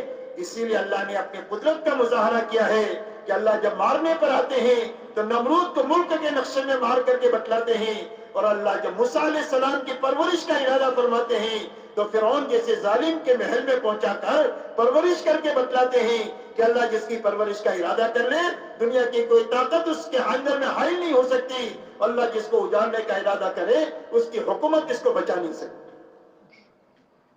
اس لیے میرے دوستو، سب سے پہلے یقین یہ بنانا کہ ہماری زندگی کے بننے کا تعلق ایک اللہ کی ذات کے ساتھ ہے۔ اللہ ہی زندگیوں کو بناتے ہیں اور اللہ ہی زندگیوں کو اجاڑتے ہیں۔ آج تک جتنوں کی بنی ہے اللہ کے بنانے سے بنی ہے، اور آج تک جتنوں کی اجڑی ہے اللہ کے اجاڑنے سے اجڑی ہے۔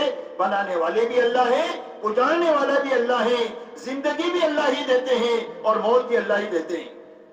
دن اللہ ہی لاتے ہیں اور رات اللہ ہی لاتے ہیں، سورج اللہ ہی نکالتے ہیں اور سورج اللہ ہی کو غروب بھی اللہ ہی غروب کرتے ہیں، انسانوں کو اللہ ہی پیدا کرتے ہیں اور انسانوں کو اللہ ہی موت دیتے ہیں۔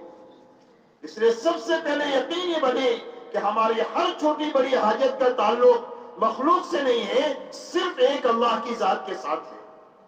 اور اللہ کی یہاں زندگیوں کے بنانے کا اندھادھند نظام نہیں ہے کہ اس کی بنا دیا اس کی اجاڑ دیا، بلکہ اللہ کی یہاں زندگی کے بنانے کا ایک ہی ضابطہ ہے اور وہ صرف محمد رسول اللہ ہے۔ فرمایا اللہ کس کی زندگی بنائیں گے؟ فرمایا جو محمدی بن کر کے جیے گا، سر کے بالوں سے لے کر پیر کے ناخن تک، اور جوتا پہننے سے لے کر نماز تک، اور شادی بیاہ کرنے سے لے کر حکومت کرنے تک، زندگی کے ہر حرکت اور سکون میں جو محمدی بن کر کے جیے گا اللہ اس کی زندگی کو بنا دیں گے۔ جھوپڑے میں ہے تو جھوپڑے میں بنا دیں گے، اور محل میں ہے تو محل میں بنا دیں گے، بیمار ہے تو بیماری میں بنا دیں گے، تندرست ہے تو تندرستی میں بنا دیں گے۔ غریب ہے تو غربت میں بنا دیں گے، اور مالدار ہے تو مالداری میں بنا دیں گے۔ زندگی کے بنانے کا ایک ہی ضابطہ ہے، وہ صرف محمد رسول اللہ ہے۔ اس لیے اللہ والا بننے کا راستہ صرف محمدی بننا ہے۔ ایک آدمی آگ پر چلے، ایک آدمی سمندر میں تیرے، اور ایک آدمی ہوا میں اڑے، تو یہ بہروپیہ تو ہو سکتا ہے، اللہ والا نہیں ہو سکتا۔ اللہ والا بننے کا راستہ صرف محمد رسول اللہ ہے۔ فرمایا جو محمدی بنے گا وہ اللہ والا بنے گا، اور جو اللہ والا بن گیا پوری دنیا اس کی ہے۔ پوری دنیا کس کی ہے؟ اللہ کی ہے۔ اور جو اللہ والا بن جائے پوری دنیا اس کی ہے۔ پوری دنیا مل کر اس آدمی کا بال بیکار نہیں کر سکتی ہے جو اللہ والا بن کر دنیا میں زندگی گزارے۔ اور اللہ والا بننے کا راستہ محمد رسول اللہ ہے کہ اپنی زندگی کو محمدی سانچے میں ڈھالنا۔ اسی لیے کتابوں میں ایک واقعہ آتا ہے کہ ایک اللہ والے چل رہے تھے، سامنے سے ایک آدمی اپنی عورت کے ساتھ آ رہا تھا۔ یہ اللہ والوں کے پیر کی ٹھوکر سے مٹی اڑی اس عورت کے کپڑے پر لگ گئی، تو اس کے یار کو غصہ آیا، عورت کے یار کو۔ اس نے اٹھا کر اللہ والوں کو ایک تماچا مار دیا۔ بس وہ تماچا کیا مارنا تھا کہ مارتے ہی زمین سے دھڑام پر گرا اور مر گیا۔ عورت نے شور مچایا، مار دیا مار دیا مار دیا۔ سارے لوگ جمع ہو گئے، پوچھے بھئی کیا ہوا کیا ہوا؟ تو کوئی بتانے والا نہیں کیا ہوا۔ اللہ والوں نے کہا کہ بھائی ہوا کچھ بھی نہیں ہے، یہ تو یاروں کا معاملہ ہے۔ اس کو یار کو غصہ آیا، اس نے مجھے مارا، اور ہمارے یار کو غصہ آیا، اس نے اس کا کام تمام کر دیا۔ تو ایمان والے کے یار کون ہے؟ اللہ ہے۔ اللہ ولی الذین آمنوا، فرمایا اللہ تعالیٰ تو ایمان والوں کے ولی ہے، ایمان والوں کے کارساز ہے، اللہ والوں کے دوست ہے، اللہ والوں کے مددگار ہیں۔ شرط ہے کہ ایمان والا بن کر زندگی گزارے۔ جب ایمان والا ایمان والی زندگی گزارے گا، جو محمدی زندگی ہے، تو اللہ اس کے ہو جائیں گے، اور اللہ جس کے ہو جائے دنیا کی کوئی طاقت مل کر اس آدمی کا بال بیکار نہیں کر سکتی ہے۔ اس لیے کہ اللہ نے حدیث قدسی میں فرمایا من عادى لي وليا فقد آذنته بالحرب، فرمایا جو میرے ولی کو ستائے، اللہ فرماتے ہیں ہمارا اس کے ساتھ اعلان جنگ ہے۔ اللہ فرماتے ہیں ہم اس سے لڑیں گے، جو ہمارے ولی کو ستائے گا اور جو ہمارے دوست کو ستائے گا اس کے ساتھ ہمارا اعلان جنگ ہے، ہمارے سے لڑ کر کے یہ بتا دے۔ اس لیے میرے دوستو، اللہ کو ساتھ کرنے کا راستہ وہ صرف محمد رسول اللہ ہے۔ اس لیے سب سے پہلے پوری امت نے اپنا کلمہ ٹھیک کیا ہے کہ زندگی اللہ بنائیں گے، اور زندگی کے بنانے کے لیے اپنی پوری زندگی کو محمد رسول اللہ صلی اللہ علیہ وسلم کے سانچے میں ڈھال کر اللہ کی تائید اور مدد کو اپنے ساتھ کر لیا۔ اسی لیے فرمایا قل ان کنتم تحبون اللہ فاتبعونی یحببکم اللہ ویغفر لکم ذنوبکم واللہ غفور رحیم۔ اللہ فرماتے ہیں محمد صلی اللہ علیہ وسلم سے کہ اے ہمارے نبی جی، ہمارا شاہی فرمان انسانوں کو سنا دے۔ بادشاہ کا حکم ہے، احکم الحاکمین کا فرمان ہے کہ ساری انسانیت کو یہ سمجھا دو کہ اگر تمہیں اللہ سے محبت کا دعویٰ ہے تو اس کی دلیل میں میرے پیچھے پیچھے چلو۔ اللہ سے محبت کی دلیل کیا ہے؟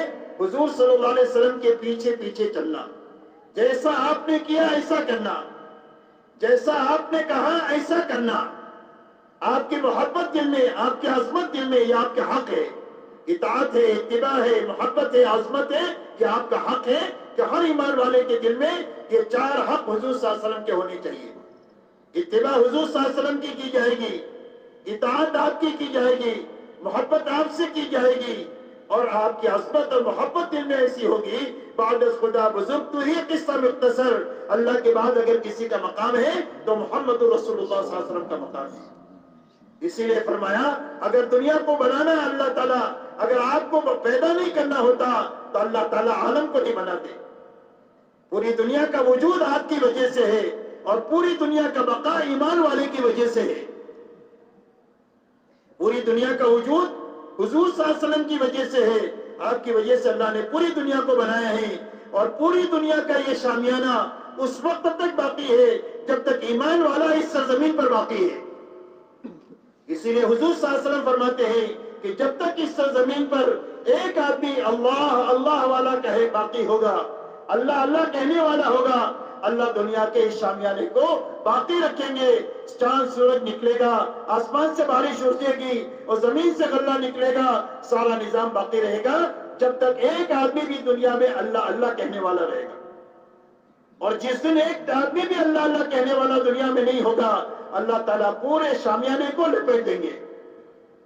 آسمان بودا ہو جائے گا, دروازے بن جائیں گے اس میں, اور سورج اور نور چاند بے نور ہو جائیں گے, پہاڑ روئی کے گالے کی طرح اڑ جائیں گے, اور سمندروں کا پانی خشک ہو جائے گا, اور سارے انسان اور جنات اور سارے فرشتے مر جائیں گے, یہاں تک کہ عرش کے اٹھانے والے فرشتے مر جائیں گے. اور جو بڑے بڑے فرشتے ہیں, جبرائیل ہے, اسرائیل ہے, اسرافیل ہے, میکائیل ہے, ان سارے فرشتوں کو بھی اللہ موت دے دیں گے.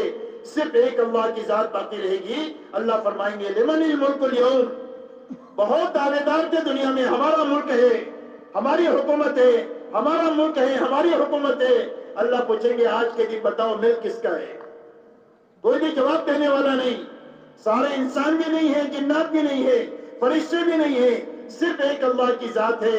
اللہ فرمائیں گے للہ الواحد القہار. فرمایا پہلے بھی ایک تنہ زبردست اللہ کے لیے حکومت اور ملکیت تھی, آج بھی اللہ ہی کے لیے ہے, اور آئندہ کے لیے بھی مالک اللہ ہی ہے. کوئی کسی چیز کا مالک نہیں ہے. چند دن اس کے ہاتھ میں اللہ نے رکھی ہے, اس کے بعد اس کو چھوڑنا ہے یا تو وہ چیز اس کو چھوڑ دے گی. آئے دن ہم دنیا میں دیکھتے ہیں, دنیا میں کوئی بھی انسان کو بقا نہیں ہے. ہر آدمی مرتا ہے, اس کا بیٹا اس کی جگہ لیتا ہے, اس کا بیٹا مرتا ہے, پوتا اس کی جگہ لیتا ہے, پوتا مرتا ہے, اس کا بیٹا اس کی جگہ لیتا ہے. اللہ کا نظام ہے, جو آیا ہے اس کو یہاں سے جانا ہے. یہاں کسی کو بھی رہنا نہیں ہے. رہنے کی جگہ آخرت ہے, یا تو جنت ہے یا جہنم ہے, یا سورج ہے یا نرک ہے. اس میں میرے دوستو سب سے پہلی بنیاد ہے لا الہ الا اللہ محمد الرسول اللہ. اپنا ٹھیک ہو جائے کہ یقین اللہ والا بنے اور محمد رسول اللہ صلی اللہ علیہ وسلم والی زندگی بنی. اسی کے ساتھ دوسری بنیاد اللہ کی عبادت ہے. ہم اللہ کے بندے ہیں تو ہمارے ذمے اللہ کی بندگی ہے. زندگی بے بندگی شرمندگی, زندگی گزر گئی بغیر بندگی کے, تو کل قیامت کے دن آدمی اللہ کے سامنے کھڑا ہوگا, اتنا شرم کے مارے کھڑا ہوگا کہ اس کی نگاہ اوپر اٹھ نہیں سکتی اللہ کی طرف, اس کی نگاہ زمین پر جھکی ہوئی ہوگی. زندگی بغیر بندگی کے گزر گئی. اس لیے دوسرا حق اللہ کا یہ ہے کہ ایک اللہ کی عبادت کی جائے. عبادت کے لائق صرف ایک اللہ کی ذات ہے. لا معبود بحق الا اللہ. فرمایا معبود حقیقی صرف ایک اللہ کی ذات ہے. اب اللہ تعالیٰ نے اپنی عبادت کے لیے دو چیزیں دی ہے, ایک جان دیا ہے, ایک مال دیا ہے. اور عبادت جان مال دونوں کی طرف متوجہ ہوتی ہے. جانی عبادت بھی ہے, مالی عبادت بھی ہے. جانی عبادت میں نماز اور روزہ ہے کہ ہر مسلمان بالغ مرد اور عورت پر 5 وقت کی نماز اللہ نے فرض کیا ہے. 5 وقت کی نماز اپنے وقت پر, مرد مسجد میں جماعت کے ساتھ, عورتیں اپنے گھروں میں اپنے 5 وقت کی نماز اور اللہ کے سامنے پیش ہو کر کے اس بات کو بتلائے کہ ہم ایمان والے ہیں. اس لیے کہ اذان دنیا میں جو ہوتی ہے, پوری دنیا میں وہ ایمان والوں کے لیے ہوتی ہے. اللہ اکبر اللہ اکبر, یہ کس کے لیے؟ سارے ایمان والوں کے لیے, کہ اللہ سب سے بڑے. اشہد ان لا الہ الا اللہ, میں گواہی دیتا ہوں اللہ کے سوا کوئی کرنے والا نہیں ہے, ایک اللہ ہی کرنے والے ہیں. اشہد ان محمد رسول اللہ, میں گواہی دیتا ہوں کرنے کا ضابطہ محمد رسول اللہ ہے. جو محمدی سانچے میں ڈھل کر زندگی گزارے گا اللہ اس کی زندگی کو بنا دیں گے. اور آپ کے سانچے میں ڈھلنے کا راستہ نماز کا ہے. حی علی الصلاح حی علی الفلاح, نماز کی طرف آؤ, کامیابی کی طرف آؤ. اس لیے اللہ نے جانی عبادت میں نماز دیا کہ ہر مسلمان اپنی نماز کو اچھی بنائے. اس لیے کہ اللہ کے خزانے سے لینے کا راستہ عبادت کا ہے. ایاک نعبد و ایاک نستعین, کہ اللہ کی عبادت کریں گے اور اللہ ہی سے مدد لیں گے. ہمارا کوئی مددگار نہیں, ہمارا مددگار اللہ ہے, اور اللہ تعالیٰ کافی مددگار ہے. الیس اللہ بکاف عبدہ, اللہ قرآن میں فرماتے ہیں کہ کیا اللہ اپنے بندے کی مدد کے لیے کافی نہیں ہے؟ اللہ سب سے بڑے اپنی مدد کرنے والا کافی ہے. اس لیے اللہ کی مدد کو ساتھ لینے کا راستہ اللہ نے نماز کا عطا فرمایا ہے کہ ہر مسلمان نماز پر محنت کر کے اپنی نماز ایسی اچھی بنائے کہ 2 رکعت نماز پڑھ کر اللہ سے کہہ دے اور اللہ اس کے کام کر دے. اسی لیے نماز دیا اللہ نے کہ صلاۃ الحاجہ، صلاۃ حاجت آ گئی تو نماز ایسی بناؤ کہ 2 رکعت نماز پڑھ کر اللہ سے کہو حاجت پوری ہو جائے. پھر خوف آیا ہے تو صلاۃ الخوف پڑھ کر اللہ سے کہو تو خوف اللہ دور کر دیں گے. بارش رک گئی ہے تو صلاۃ الاستسقاء دیا کہ 2 رکعت نماز پڑھ کر ہم سے بارش مانگو، ہم تمہیں بارش دیں گے. بارش زیادہ ہو گئی ہے تو 2 رکعت نماز پڑھ کر ہم سے کہو تو آنے والی بارش ہم روک دیں گے. اللہ تعالیٰ نے ہم کو نماز دیا ہے، اسی لیے فرمایا سورج گرہن ہو گیا، چاند گرہن ہو گیا تو نماز پڑھو.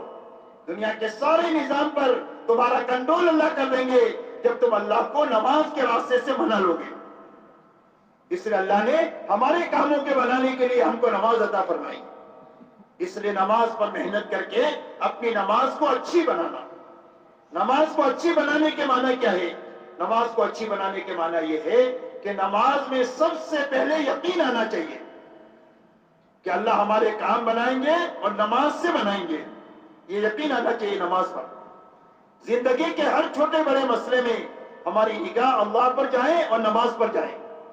کوئی بھی مسئلہ آیا چھوٹا بڑا کسی آدمی کی طرف سے ہے یا کسی مخلوق کی طرف سے ہے تو اس مسئلے میں ہم اپنے اللہ کی طرف رجوع کریں گے. اور کیسے کریں گے؟ فرمایا نماز کے راستے سے کریں گے اور اللہ نماز کے راستے سے ہمارے کام بنائیں گے. اس لیے کہ اللہ نے کہا ہے کہ عبادت میرا حق ہے اور مدد میرے بندے کا حق ہے کہ میرے بندے کی میں مدد ضرور کروں گا. اس لیے میرے دوستو نماز میں ایک تو یقین آئے کہ کام اللہ بنائیں گے اور نماز کے راستے سے بنائیں گے. دوسرا نماز میں شوق آئے. نماز ہمارے لیے بوجھ نہ رہے کہ نماز پڑھنا مشکل ہو گیا ہمارے لیے 5 نمازیں پڑھنا، بلکہ نماز ہماری راحت کا سامان بنے. نماز میں ہمارا جی لگے، لمبا لمبا قیام کرنے کو جی چاہے، لمبا رکوع کرنے کو جی چاہے، لمبا سجدہ کرنے کو جی چاہے، اللہ کے قدموں میں پڑے رہنے کا جی چاہے. حدیث میں آتا ہے الساجد یسجد بین قدمی الرحمن کہ آدمی تو رحمان کے قدموں میں جیسے کہ اللہ کے شان ہے آدمی سیدھا کرتا ہے. جب یہ دھیان ہو جائے کہ میں اللہ کے قدموں میں ہوں تو کیوں بھائی 3 سے 5 مرتبہ تسبیح پڑھے گا کہ نہیں؟ 7 مرتبہ 9 مرتبہ پڑھے گا کہ نہیں نفل رکعتوں میں؟ تو اس لیے نماز میں اللہ کے سامنے کھڑے ہونے کا شوق پیدا کرنا فضائل کے راستے سے.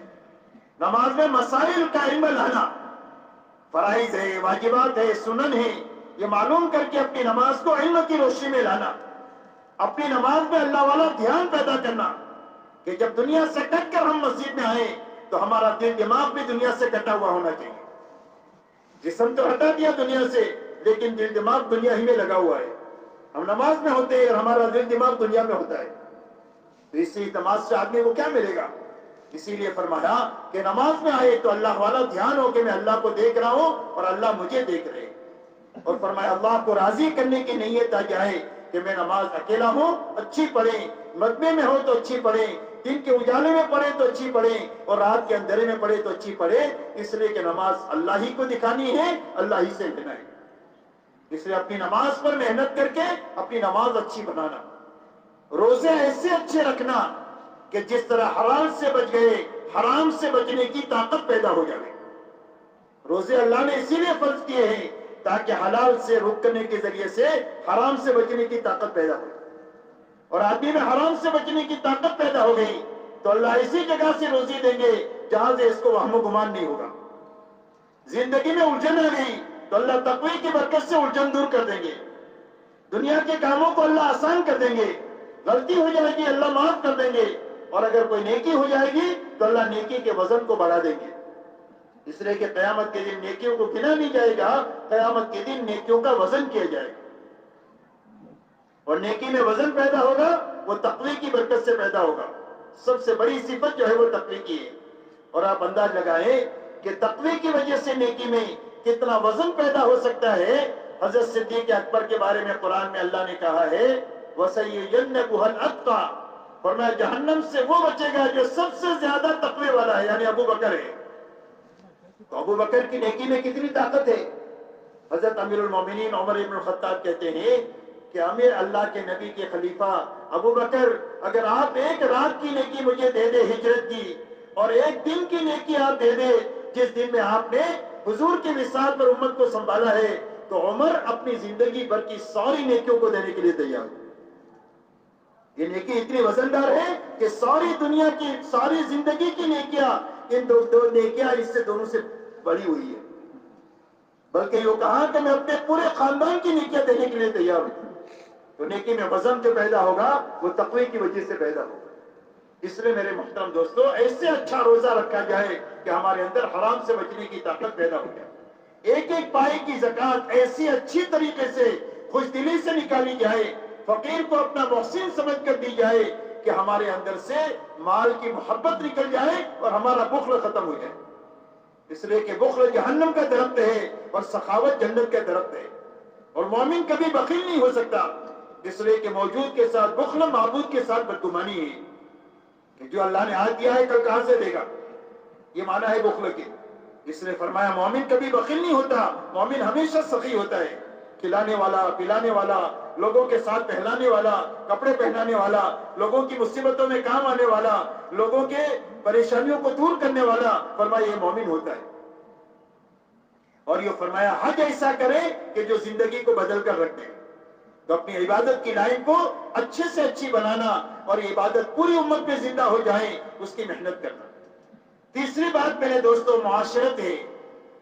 عبادت اور ایمان یہ دو اللہ کے بڑے بڑے حق ہیں. اللہ نے اپنے حقوق تھوڑے رکھے ہیں, مخلوق کے حقوق اللہ نے زیادہ رکھے ہیں. اور جتنے تعلقات ہیں دنیا میں اتنے حقوق ہیں, جتنے تعلقات ہیں اتنے حقوق ہیں. تعلق ہے ماں باپ کا اور بچوں کا, تو ماں باپ کے ذمہ بچوں کا حق ہے, بچوں کے ذمہ ماں باپ کا حق ہے. میاں بیوی ہے, میاں کے ذمہ بیوی کا حق ہے, بیوی کے ذمہ میاں کا حق ہے.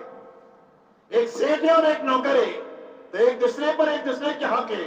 ایک حاکم ہے اور ایک رعیت ہے, تو حاکم پر رعیت کا حق ہے اور رعیت پر حاکم کا حق ہے.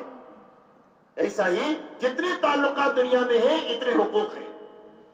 اور جب حقوق ادا ہو جائیں گے تو پوری دنیا جنت کا گہوارہ بن جائے گی. اور جب حقوق مارے جائیں گے ایک دوسرے کے تو پوری دنیا جنگ کا اکھاڑا بن جائے گی. گھر سے لے کر پورا عالم یہ جنگ کا اکھاڑا بن جائے گا جب لوگوں کے حقوق کی ادائیگی ختم ہو جائے گی اور جنگل راج ہو جائے گا دنیا میں. دنیا میں امن و امان کے آنے کا راستہ یہ ہے کہ ہر آدمی دوسرے کے حق کو پہچان کر اس کے حق کی ادائیگی کے ساتھ میں جیے. اس لیے حضور صلی اللہ علیہ وسلم فرماتے ہیں کہ ایمان والوں کی مثال ایک دوسرے کے ساتھ محبت کرنے میں, ایک دوسرے کی خیر خواہی میں, ایک دوسرے کی بھلائی چاہنے میں ایسی ہے جیسا کہ ایک جسم ہوتا ہے کہ جسم کے سارے اعضاء, اس کی شکل بھی الگ ہے, ہر ایک کا کام الگ ہے. ہاتھ پکڑتا ہے چلتا نہیں ہے, پیر چلتا ہے پکڑتا نہیں ہے, ہر ایک عضو کی شکل الگ, کام الگ. لیکن پورے جسم میں آپس میں اتنا جوڑ ہے کہ چلتے ہوئے ٹھوکر لگ جائیں تو پورے جسم کو تکلیف ہو, اور اچھا کھانا کھا لے رات کو سو جائے تو پورا جسم اس کی لذت اور راحت کو محسوس کرے. فرمایا ایسا ہی سارے ایمان والوں کی مثال ہے. جیسا ایک عضو دوسرے عضو کی برائی نہیں سوچ سکتا, ایسا ہی ایک ایمان والا دوسرے ایمان والے کی برائی کو سوچ نہیں سکتا. اس لیے میرے دوستو فرمایا ایک جسم کے مانند ہے. اسی لیے ہر ایک کے ساتھ رحم کا معاملہ کرنا, ہر ایک کو درگزر کرنا, ہر ایک کے کام آنا, ہر ایک کی غلطی کو معاف کرنا, ہر ایک کے لیے بیچ کر کے رہنا, یہ حضور صلی اللہ علیہ وسلم کی معاشرت کی بنیاد ہے. جو اپنے لیے پسند کریں اپنے بھائی کے لیے پسند کریں.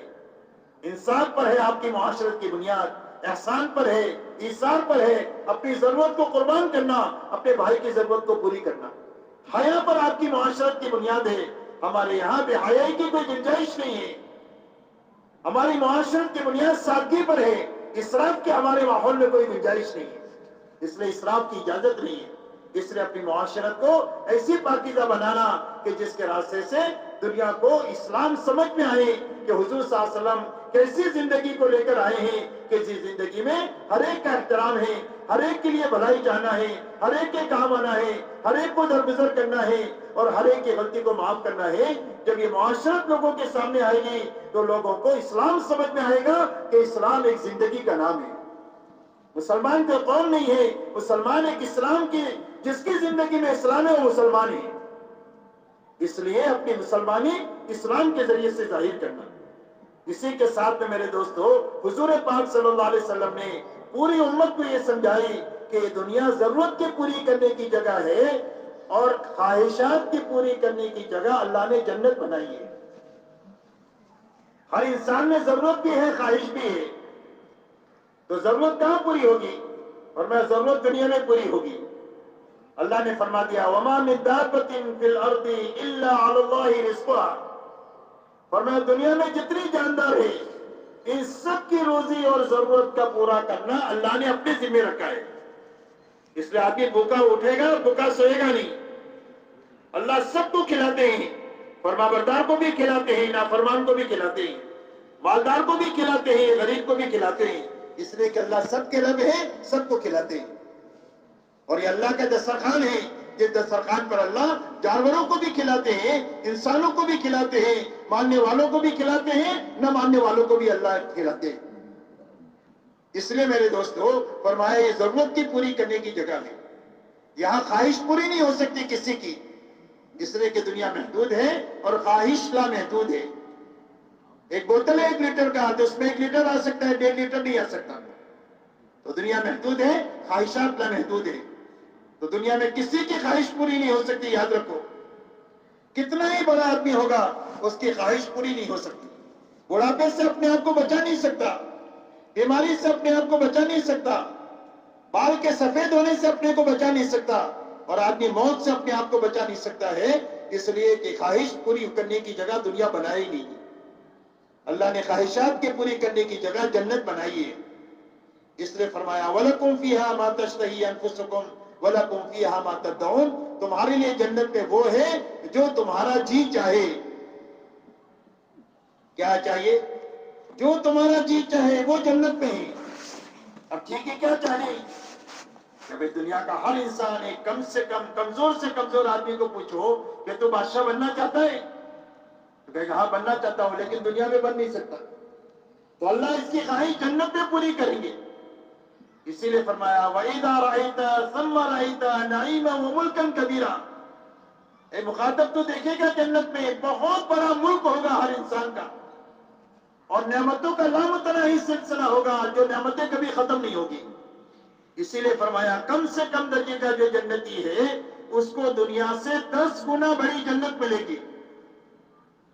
ایشیا جتنی نہیں، ایشیا میں ہندوستان جتنی نہیں، اور ہندوستان میں مہاراشٹر جتنی نہیں، اور مہاراشٹر میں مالیگاؤں جتنی نہیں، بلکہ پوری دنیا سے 10 گنا بڑی جنت کم سے کم درجے کے جنتی کو دیں گے اللہ. اس لیے کہ بادشاہ بننے کی خواہش ہے، اس کی خواہش جنت میں پوری کریں گے. ہر خواہش پوری ہوگی. اس میں جوان بنا کر داخل کریں گے، کبھی بوڑھا نہیں ہوگا. تندرست بنا کر داخل کریں گے، کبھی بیمار نہیں ہوگا. خوبصورت بنا کر داخل کریں گے، کبھی بدصورت نہیں ہوگا. اور زندگی دے کر داخل کریں گے جہاں کبھی موت نہیں آئے گی. ہر ایک کا حسن حضرت یوسف علیہ السلام جتنا ہوگا، ہر ایک کی آواز حضرت داؤد علیہ السلام جیسی ہوگی، ہر ایک کی جوانی عیسیٰ علیہ السلام جیسی ہوگی. 33 سال کی سب کی عمر ہوگی. اور ہر ایک کا قد حضرت آدم علیہ السلام جتنا 90 فٹ کا ہوگا. اور ہر ایک کے اخلاق جناب محمد رسول اللہ صلی اللہ علیہ وسلم جیسے ہوں گے. اور ہر جنتی کو 100 آدمیوں کی طاقت دے کر اللہ جنت میں داخل کرے گا. اس جنت میں ایک ہی موتی کا بنا ہوا محل ہوگا جس کی لمبائی 60 میل کی ہوگی، 60 میل اونچا. پانی کی نہریں، دودھ کی نہریں، شراب کی نہریں، شہد کی نہریں ہوں گی. پہننے کے لیے ریشم کے باریک اور دبیز کپڑے ہوں گے. مردوں کو پہننے کے لیے سونے اور چاندی کے کنگن ہوں گے.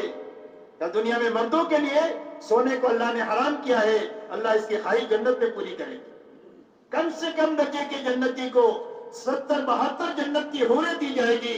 ایک حور اپنا پوروا ظاہر کر دے تو سورج کی روشنی اس کے سامنے مان پڑ جائے، اور اگر سمندر میں تھوک دے تو سمندر کا پانی میٹھا ہو جائے، اور اگر اپنے 2 پٹا دنیا میں لہرا دے تو ساری دنیا خوشبوؤں سے بن جائے. اللہ کا دیدار ہوگا. جس طرح 14ویں رات کے چاند کو دیکھتے ہیں کوئی چیز رکاوٹ نہیں ہوتی، اس طرح سارے جنتی اللہ کا دیدار کریں گے. اللہ تعالیٰ جنتیوں کا میدان مزید میں مہمانی کریں گے، اور ہر آدمی اپنے نبی کی کرسی کے قریب ہوگا جتنی زندگی اس نبی کی زندگی کے قریب ہوگی. اور اللہ تعالیٰ وہاں پر ان کی مہمانی کریں گے، اور جب مہمانی کر کے یہ اپنے جنتوں میں واپس لوٹیں گے تو ان کا حسن پہلے سے زیادہ بڑا ہوا ہوگا. میرے محترم دوستوں، کم سے کم درجے کی جنتی کی خدمت کے لیے 80,000 غلام ہوں گے جو اس کی خدمت کریں گے۔ اللہ تعالیٰ نے جنت میں وہ نعمتیں رکھی ہے نہ کسی کی آنکھ نے دیکھی، نہ کسی کے کانوں نے سنا، اور نہ کسی کے دل پر خیال گزرا، اور وہ ایمان والوں کے لیے ہے اور ایمانی زندگی جی کر مرنے والوں کے لیے۔ اس لیے حضور صلی اللہ علیہ وسلم نے امت کو یہ بات سمجھائی ہے کہ دنیا ضرورت کی پوری کرنے کی جگہ ہے، خواہشات کے پوری کرنے کی جگہ اللہ نے جنت بنائی ہے۔ اب دنیا میں ہر انسان کی 5 ضرورتیں ہیں، کھانا ہے، کپڑا ہے، مکان ہے، سواری ہے اور شادی ہے۔ ہر انسان کی یہ 5 ضرورتیں ہیں۔ ان ضرورتوں کو حلال طریقے سے حاصل کرنا، سنت طریقے پر پوری کرنا۔ ان ضرورتوں کے حاصل کرنے میں کبھی حرام راستہ نہیں اختیار کرنا، اس لیے کہ اللہ کسی کے لیے حرام روزی نہیں اتارتے، یاد رکھو۔ جیسے آسمان سے آنے والا پانی پاک آتا ہے، لیکن آدمی نے برتن ناپاک لیا تو پاک پانی ناپاک ہو گیا، ایسا ہی اللہ ہر ایک کے لیے روزی وہاں سے حلال اتارتے ہیں، لیکن آدمی نے برتن جھوٹ کا لیا، دھوکے کا لیا، ملاوٹ کا لیا، سود کا لیا، ناپ توڑ میں کمی کا لیا، تو ناپاک برتن کی وجہ سے حلال روزی جو اللہ نے اس کے لیے لکھی تھی وہ ناپاک بن گئی۔ اس لیے اپنی ضرورتوں کو حلال طریقے سے حاصل کرنا اور حرام سے بچنا، سنت طریقے پر پوری کرنا، خواہشات سے بچنا، یہ حکم ہے۔ تو حلال طریقے حاصل کرنا، سنت طریقے پر پوری کرنا، حرام سے بچنا اور خواہش سے بچنا، اسراف سے بچنا۔ جب حلال طریقے سے حاصل کریں گے اور سنت طریقے پر اپنی ضرورتوں کو پوری کریں گے تو کمانا بھی اللہ عبادت بنا دیں گے اور ضرورتوں کو پورا کرنا بھی اللہ عبادت میں لکھیں گے۔ اللہ نے دین اتنا اچھا اور پیارا دیا کہ تمہارا دین تو دین ہے، لیکن تمہاری دنیا بھی دین بن جائے گی جب دنیا کو اپنے دین کے راستے سے ہم ثواب لیں گے۔ اس لیے بہترین انسان وہ ہے جو اپنی دنیا سے اپنا دین بنائے اور دین کمائے۔ تو دنیا سے دین بنانے کا راستہ کیا ہے کہ حلال طریقے سے حاصل کرنا، سنت طریقے پر پورا کرنا۔ اس لیے کہ حلال اور حرام کی تاثیر ایسی ہے جیسا کہ موسم کی، جیسا کہ کھانے کی ہوتی ہے۔ اچھا کھانا پیٹ میں گیا تو طاقت بنے گی، خوشی محسوس ہوگی۔ سڑا ہوا کھانا پیٹ میں گیا تو فوڈ پوائزن ہو جائے گا، جلاب ہو گیا، قے ہو گئی، پوری پسی نکل گئی، کیا ہوا؟ فوڈ پوائزن ہو گیا۔ اور ایسا ہی حلال اور حرام کی تاثیر ہے۔ آدمی کے پیٹ میں حلال لقمہ جائے گا، بدن پر حلال کپڑے آئیں گے، حلال پیسے سے سواری خریدے گا، حلال طریقے سے شادی سے بیوی تو حاصل کرے گا، تو اس حلال کے اندر میں آدمی کو اچھا کام کرنا سوچے گا۔ اور آدمی کی زندگی میں حرام آیا تو آدمی کو حرام کام سوچیں گے۔ ایک اللہ والے فرماتے ہیں میری دعوت کیا ایک نیک آدمی نے، اور اس کا کھانا کھانے کے بعد مجھے کئی دنوں تہجد پڑھنے کا مزہ آیا، اور ایک برے آدمی کے یہاں میری دعوت ہوئی، اس کا کھانا کھانے کے بعد کئی دنوں میرے اندر برائی کا جذبہ پیدا ہوا۔ اس لیے اپنے کھانے کمانے کی لائنوں کو صاف ستھری بنانا، اپنے علماء سے پوچھ کر کے ہر غلط چیز کو اپنے کاروبار سے صاف کرنا، بھلے آہستہ آہستہ کرنا پڑے، لیکن آہستہ آہستہ اپنے کھانے کمانے کی لائن کو صاف ستھری پاک بنانا۔ پاک بنا دیں گے تو ہماری عبادت بھی جاندار بن جائے گی۔ جب حرام زندگی میں آتا ہے تو عبادت بھی بے جان ہو جاتی ہے۔ حرام ہے اور نماز ہے تو نماز کی طاقت ظاہر نہیں ہوگی۔ حرام کمائی سے کھانا روزہ رکھ بھی رہا ہے، حرام کمائی پر افطار بھی کر رہا ہے تو روزے کی طاقت ظاہر نہیں ہوگی۔ حرام سے حج کرنے جا رہا ہے تو حج کے اندر میں قبولیت نہیں پیدا ہوگی۔ اس لیے جب کھانے کمانے کی لائنوں کو ہم پاک صاف کر دیں گے تو ہماری چھوٹی چھوٹی عبادت بھی بڑا بڑا بدلہ اللہ کے یہاں سے دلوا دے گی۔ اس لیے میرے دوستوں اپنے کھانے کمانے کی لائنوں کو حلال پر لانا اور سنت پر لانا، اسی کے ساتھ میں آپ نے پوری امت کی اخلاقی زندگی کو سنوارا ہے۔ آپ ارشاد فرماتے ہیں بُعِثْتُ لِأُتَمِّمَ مَكَارِمَ الْأَخْلَاقِ، اللہ نے مجھے دنیا میں اس لیے بھیجا ہے تاکہ میں انسانوں کو اخلاق کی بلندیاں سکھاؤں۔ انسانیت اخلاق سے خالی ہو چکی تھی، پوری انسانیت اغراض کو اخلاق سمجھتی تھی، اور آپ نے پوری انسانیت کو اخلاق کا سبق دیا ہے کہ اغراض کا نام اخلاق نہیں ہے، اللہ کے لیے کسی کے کام آنے کا نام ہی اخلاق ہے۔ ورنہ غرض کے لیے کہ یہ مجھے یہ سامان دے دے یا مجھے اکرام کر دے یا مجھے بڑا بنا دے، اس کے لیے کسی کے ساتھ بھلائی کرنا یہ اخلاق ہے ہی نہیں ہے، یہ تو اغراض ہے۔ فرمایا اس لیے کسی کے کام آنا کہ اللہ راضی ہو جائے اور میری آخرت بن جائے، اس کا نام اخلاق ہے۔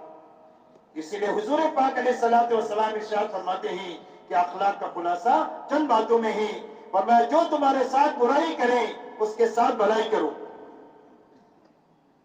جو تمہارے پر ظلم و زیادتی کرے اس کو درگزر کرو، جو تمہارے ساتھ رشتہ داری کو توڑے اس کے ساتھ رشتہ داری کو جوڑو، اور جو تمہیں کبھی چائے پانی کا نہیں پوچھے اس کو کھلاؤ پلاؤ۔ یہ اولین اور آخرین کے اخلاق ہے، اور حضور پاک صلی اللہ علیہ وسلم نے پوری زندگی اسی اخلاق کا نمونہ کیا، پیش کیا ہے۔ آپ نے کبھی اپنی زندگی میں اپنے لیے کسی سے بدلہ نہیں لیا، حضور صلی اللہ علیہ وسلم نے کبھی اپنے لیے کسی سے بدلہ نہیں لیا، اور آپ نے وہ اخلاق کا مظاہرہ کیا کہ آپ نے اپنی ذات سے کبھی کسی کو بیجا تکلیف نہیں پہنچائی۔ آپ انداز لگائیں حضور پاک صلی اللہ علیہ وسلم مکہ مکرمہ میں جب دوبارہ سن 8 ہجری میں فاتحانہ طور پر اپنے 10,000 صحابہ کے ساتھ داخل ہو رہے ہیں، تو آپ نے بیت اللہ کی چوکھٹ پکڑ کر کے مکے والوں سے یہ کہا کہ یہ بتاؤ میں تمہارے ساتھ کیا معاملہ کروں۔ حالانکہ مکہ وہ ہے کہ جس مکہ کی سرزمین پر آپ کے اوپر اونٹ کی اونٹ ڈالی گئی ہے، آپ کے اوپر گندگی ڈالی گئی ہے، آپ کے راستے میں کانٹے بچھائے گئے ہیں، آپ کے خباب اور خبیب کو، عمار اور یاسر کو ستایا گیا ہے، اور سمیہ کو شہید کیا گیا ہے، اور اس سرزمین کے اوپر یہ سارے ابو بکر اور عمر کے اوپر حالات آئے ہیں۔ شعب ابی طالب میں 3 سال تک کا بائیکاٹ کیا گیا ہے، اور ایسے حالات پیدا کیے گئے کہ 2 مرتبہ حبشہ کی ہجرت کرنی پڑی ہے۔ ایسے حالات سے جن لوگوں نے گزارا ہے، جب ان پر آپ کا قابو آیا ہے تو آپ نے بیت اللہ کی چوکھٹ پکڑ کر فرمایا یہ بتاؤ میں تمہارے ساتھ کیا معاملہ کروں۔ مکے والوں نے کہا خن کریم و ابن اخن کریم، فرمایا آپ تو بھلے ہیں، بھلوں کی اولاد ہیں، ہم آپ سے بھلائی کی امید رکھتے ہیں۔ فرمایا ہاں، آپ نے فرمایا میں تمہارے ساتھ وہ معاملہ کروں گا جو میرے بھائی یوسف نبی نے اپنے بھائیوں کے ساتھ کیا تھا۔ جن بھائیوں نے یوسف علیہ السلام کو سارے حالات سے گزارا، جب یہ بھوکے ان کے پاس آئے ہیں تو انہوں نے کہا لا تثریب علیکم اليوم، تمہارے پر کوئی لعن طعن نہیں، اللہ تم کو معاف کر دے، ہم نے تم کو معاف کر دیا۔ آپ نے فرمایا انتم الطلقاء، اے مکے والو جاؤ تم سارے کے سارے آزاد ہو۔ مکے والے کہتے ہیں ہم کو ایسا لگ رہا تھا کہ ہم اپنی قبروں سے اٹھے اور ہم کو نئی زندگی ملی ہے۔ حضور پاک صلی اللہ علیہ وسلم ایسی اخلاق والی زندگی لے کر کے آئے ہیں کہ ہر انسان کے ساتھ اخلاق کرنا۔ آپ نے تو جانوروں کے ساتھ اخلاق کا حکم دیا ہے، اور آپ انداز لگائیں کہ ایک بدکار عورت نے کتے کو پانی پلا دیا تو اس کے اوپر اس کی مغفرت ہو گئی، اور نیک عورت نے بلی کو پال کر کے رکھا یہاں تک کہ بھوکی مر گئی تو اس کے لیے جہنم میں چلی گئی۔ اللہ کی مخلوق کے ساتھ یہ احسان ہے، جانوروں کے ساتھ، اس لیے جانوروں کے حقوق بتلائیں کہ جس جانور پر تم سواری کرتے ہو جب سواری کا کام پورا ہو جائے تو اس کو ممبر نہ بناؤ، فوراً اتر جاؤ اور اس کو راحت پہنچاؤ۔ جو جانور حلال ہے تم کھانے کے لیے اس کو ذبح کرتے ہو تو تیز چھری سے کرو تاکہ کم سے کم تکلیف میں اس کا کام ہو جائے۔ آپ نے جانوروں کے حقوق بتائے، انسانوں کے حقوق بتائے کہ ہر ایک کے ساتھ بھلائی کرنا۔ اس کے لیے مذہب شرط نہیں ہے کہ اپنے مذہب والوں کے ساتھ احسان کرنا، بلکہ سارے انسانوں کے ساتھ جس مذہب کے ساتھ بھی ان کا تعلق ہو ان کے ساتھ احسان کا آپ نے حکم دیا ہے کہ آپ کے پڑوس میں ایک غیر مسلم ہے لیکن وہ بھوکا ہے تو اس کو کھلاؤ، کپڑوں کی کمی ہے تو اس کو کپڑا دو، اس کے بچے بڑے ہو گئے اس کے پاس شادی کا انتظام نہیں ہے تو اس کی شادی کرا دو۔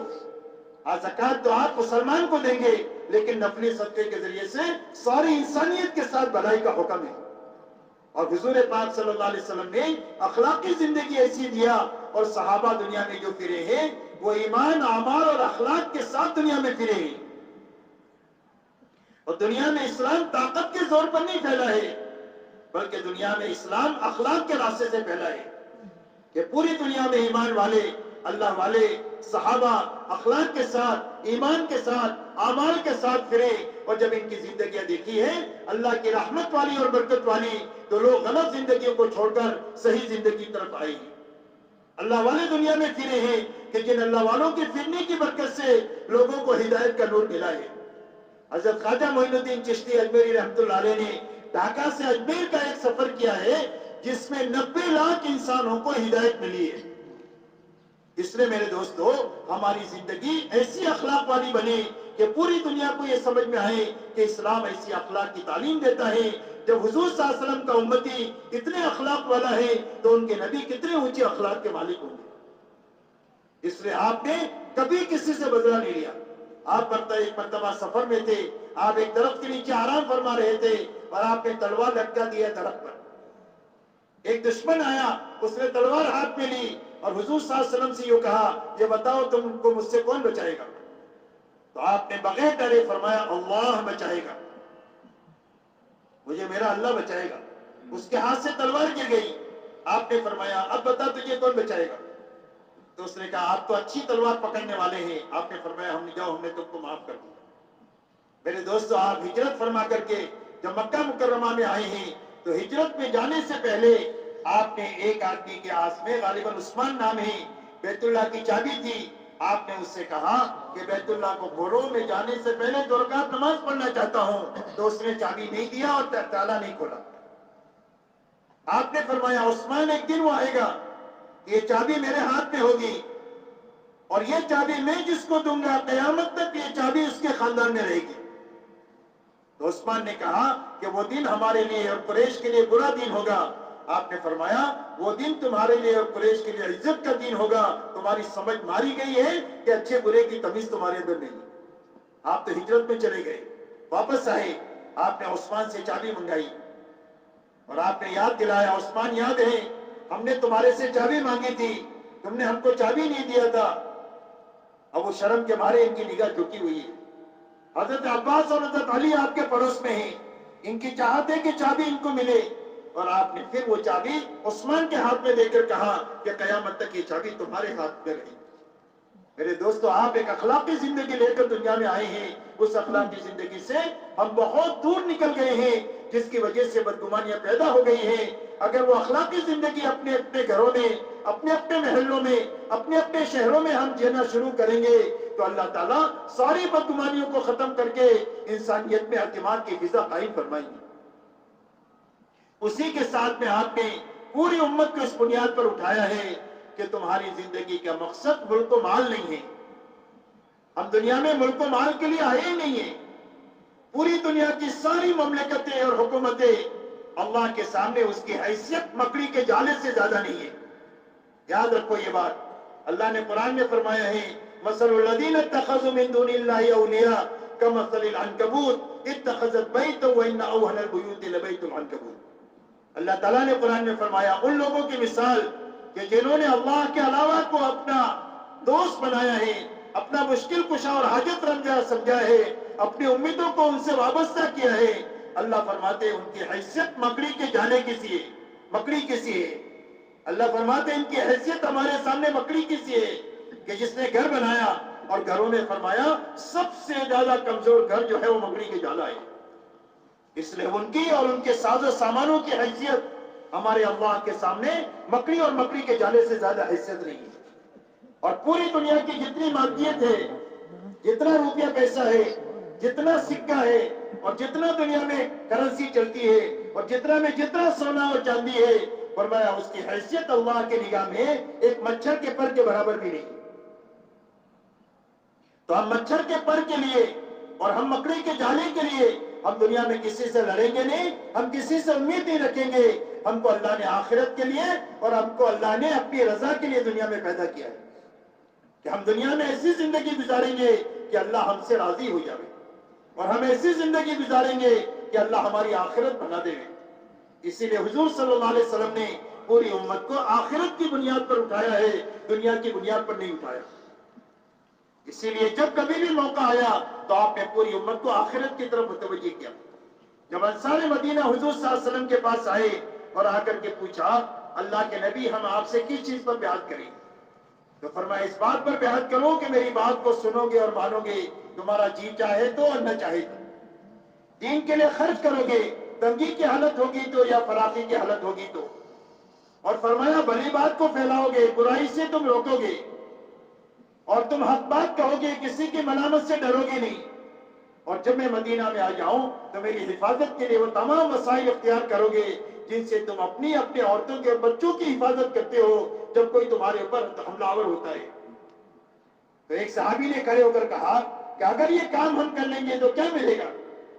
تو آپ نے فرمایا وَلَكُمُ الْجَنَّةُ، اللہ اس کے بدلے میں تمہیں جنت دے گا۔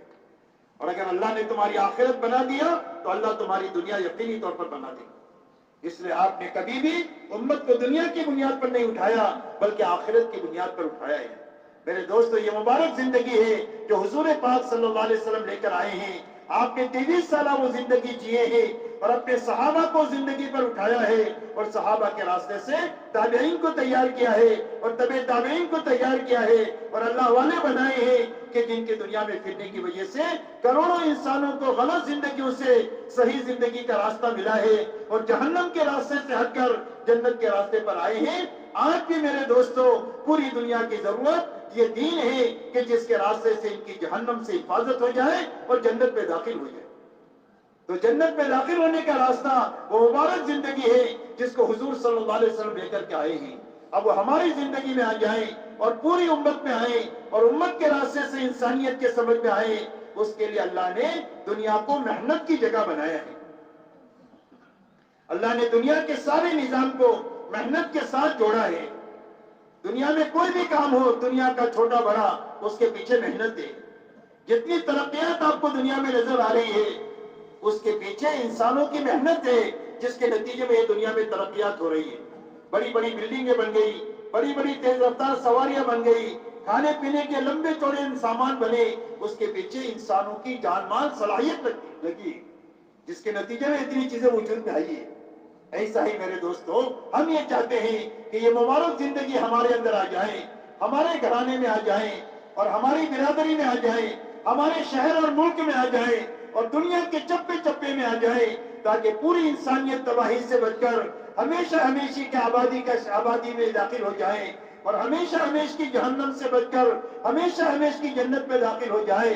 اس کے لیے اللہ نے محنت ہی کو شرط قرار دیا ہے اور اس کی محنت کا نام دعوت و تبلیغ ہے کہ ہر مسلمان اپنی جان مال کا استعمال صحیح کر دے تو دنیا میں کام ہو جائے گا۔ تو جان مال کا استعمال صحیح کرنے کا راستہ یہ ہے کہ ہر ایمان والا اپنی جان مال دعوت پر لگائیں، دین کے سیکھنے پر لگائیں، دین کو پھیلانے پر لگائیں۔ ہر ایمان والا اپنی جان مال اپنی عبادت میں حقیقت پیدا کرنے پر لگائیں اور عبادت امت میں زندہ کرنے پر لگائیں۔ یہ دوسری لگانے کی جگہ ہے۔ تیسری لگانے کی جگہ اخلاق ہے کہ اپنی جان مال سے اللہ کی ساری مخلوق کو راحت پہنچائے بغیر کسی تفریق کے، اور اتنی جان مال لگائے کہ اللہ کی مخلوق کی تکلیف دور ہو جائے اور سب راحت کے اندر میں آ جائے۔ اور چوتھی لگانے کی جگہ اپنی اور اپنے گھر والوں کی ضرورت ہے، اس ضرورت پہ بقدر ضرورت لگانا اور اسراف سے بچ کر کے لگانا۔ یہ اس بات کی اجازت ہے کہ جتنی ضرورت ہے اتنا کماؤ، جتنی ضرورت ہے اتنا خرچ کرو۔ اس پر اللہ تعالیٰ تم کو کمانے پر بھی ثواب دیں گے اور خرچ کرنے میں بھی ثواب دیں گے۔ اسی لیے حدیث میں آتا ہے کہ قیامت کے دن آدمی کے صدقے میں سب سے زیادہ وزنی صدقہ وہ مال ہوگا جو حلال طریقے سے کما کر اپنے بیوی بچوں پر خرچ کیا۔ اس لیے کمانا بھی عبادت اور خرچ کرنا بھی عبادت بن جائے گا جب محنت کی صحیح ترتیب یہ بن جائے گی۔ اس لیے میرے دوستو آج کے دن پورا مجمع اللہ کے سامنے پچھلی زندگی پر معافی مانگے کہ جو زندگی گزر گئی ہے اے اللہ معاف فرما دے، اور آئندہ زندگی جو باقی ہے اس کے بارے میں یہ فیصلہ کرے اب پوری زندگی اللہ کو راضی کرنے کے لیے اور اپنی آخرت کے بنانے کے لیے ہم اپنی جانی مالی طاقت کو لگائیں گے۔ جب اللہ سے معافی مانگیں گے تو اللہ بڑے معاف کرنے والے ہیں، اللہ سے بڑھ کر کوئی معاف کرنے والا نہیں۔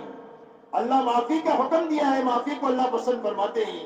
اسی لیے کتابوں میں واقع آتا ہے کہ ایک بستی میں بہت بڑا پاپی آدمی تھا، بہت بڑا مجرم آدمی۔ بستی والوں نے اس کو بستی سے باہر جنگل میں نکال دیا۔ اس کی موت کا وقت آیا تو اس نے آسمان کی طرف دیکھ کر اللہ سے یہ کہا، اے اللہ میری پوری زندگی تو ختم ہو گئی، اب میں مرنے والا ہوں، اگر آپ میری غلطی پر پکڑ کریں گے تو آپ کا کچھ فائدہ نہیں ہوگا، اور اگر مجھے معاف کر دیں گے تو آپ کا کوئی نقصان نہیں ہوگا۔ آپ معاف کریں گے تو آپ کا کیا نقصان ہے، مجھے معاف کر دیجیے۔ بس اللہ کو یہ دو بولے سے پسند آئے کہ اللہ نے اس کو معافی نہیں کیا بلکہ ولی بنا کر اللہ نے اس کو موت دیا۔ اللہ نے اپنا ولی بنا لیا اس دو بول پر، اور موسیٰ علیہ السلام کے پاس وحی بھیجی کہ فلانے جنگل میں میرے ولی کا جنازہ رکھا ہوا ہے، آپ جا کر جنازے کی نماز پڑھائیں اور شہر میں اعلان کر دے کہ جو جنازے کی نماز میں شریک ہوگا اللہ اس کی بھی مغفرت فرما دے۔ اس لیے میرے دوستو، اللہ بڑے معاف کرنے والے، سارے آدمی اپنے دل میں زبان سے اللہ سے کہے اے اللہ ہم کو معاف کر دے، پچھلی زندگی اللہ معاف کر دے، اور آئندہ زندگی کے بارے میں طے کرے کہ آپ زندگی صحیح گزارنی ہے، آخرت کو اور اللہ کو مقصد بنا کر اپنی زندگی گزارنی ہے، کہ بھئی پورا مجمع اس کے لیے تیار ہے۔ اب ایسی زندگی میرے دوستو جینا آسان ہو جائے، اس کے لیے اچھی مشق کے لیے صرف 4 مہینہ ہے۔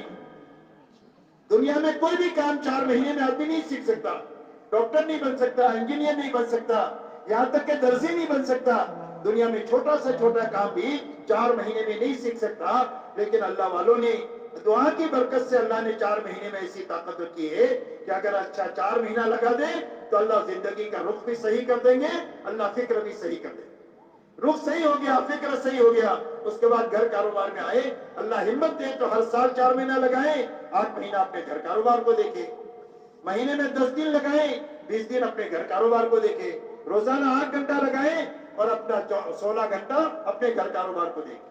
اگر اتنا نہیں کر سکتا ہے تو سال میں 40 دن اللہ کے راستے میں لگائے، 11 مہینے اپنی دنیا پر لگائے، اسی کے ساتھ مہینے میں 3 دن اللہ کے راستے میں لگائے، 27 دن اپنے گھر کاروبار کو دیکھے، روزانہ 21.5 گھنٹے اپنے گھر کاروبار کو دیکھے اور 2.5 گھنٹہ محنت کر کے ہر ایمان والے کو اللہ سے اور دین سے جوڑنے کی کوشش کرے۔ جب محنت کے ساتھ جئیں گے اور محنت کے ساتھ مریں گے تو اللہ تعالیٰ دین کی تکمیل فرما دیں گے، اور اگر دین میں کمی بھی رہ گئی تو محنت کی برکت سے اللہ معاف کروا دیں گے۔ اس کے لیے ہمت کر کے اپنے آپ کو پیش کرو کہ انشاءاللہ 4 مہینہ اچھا لگا کر کے اپنے دل کا رخ بھی صحیح کریں گے، اپنے فکر کو بھی صحیح کریں گے۔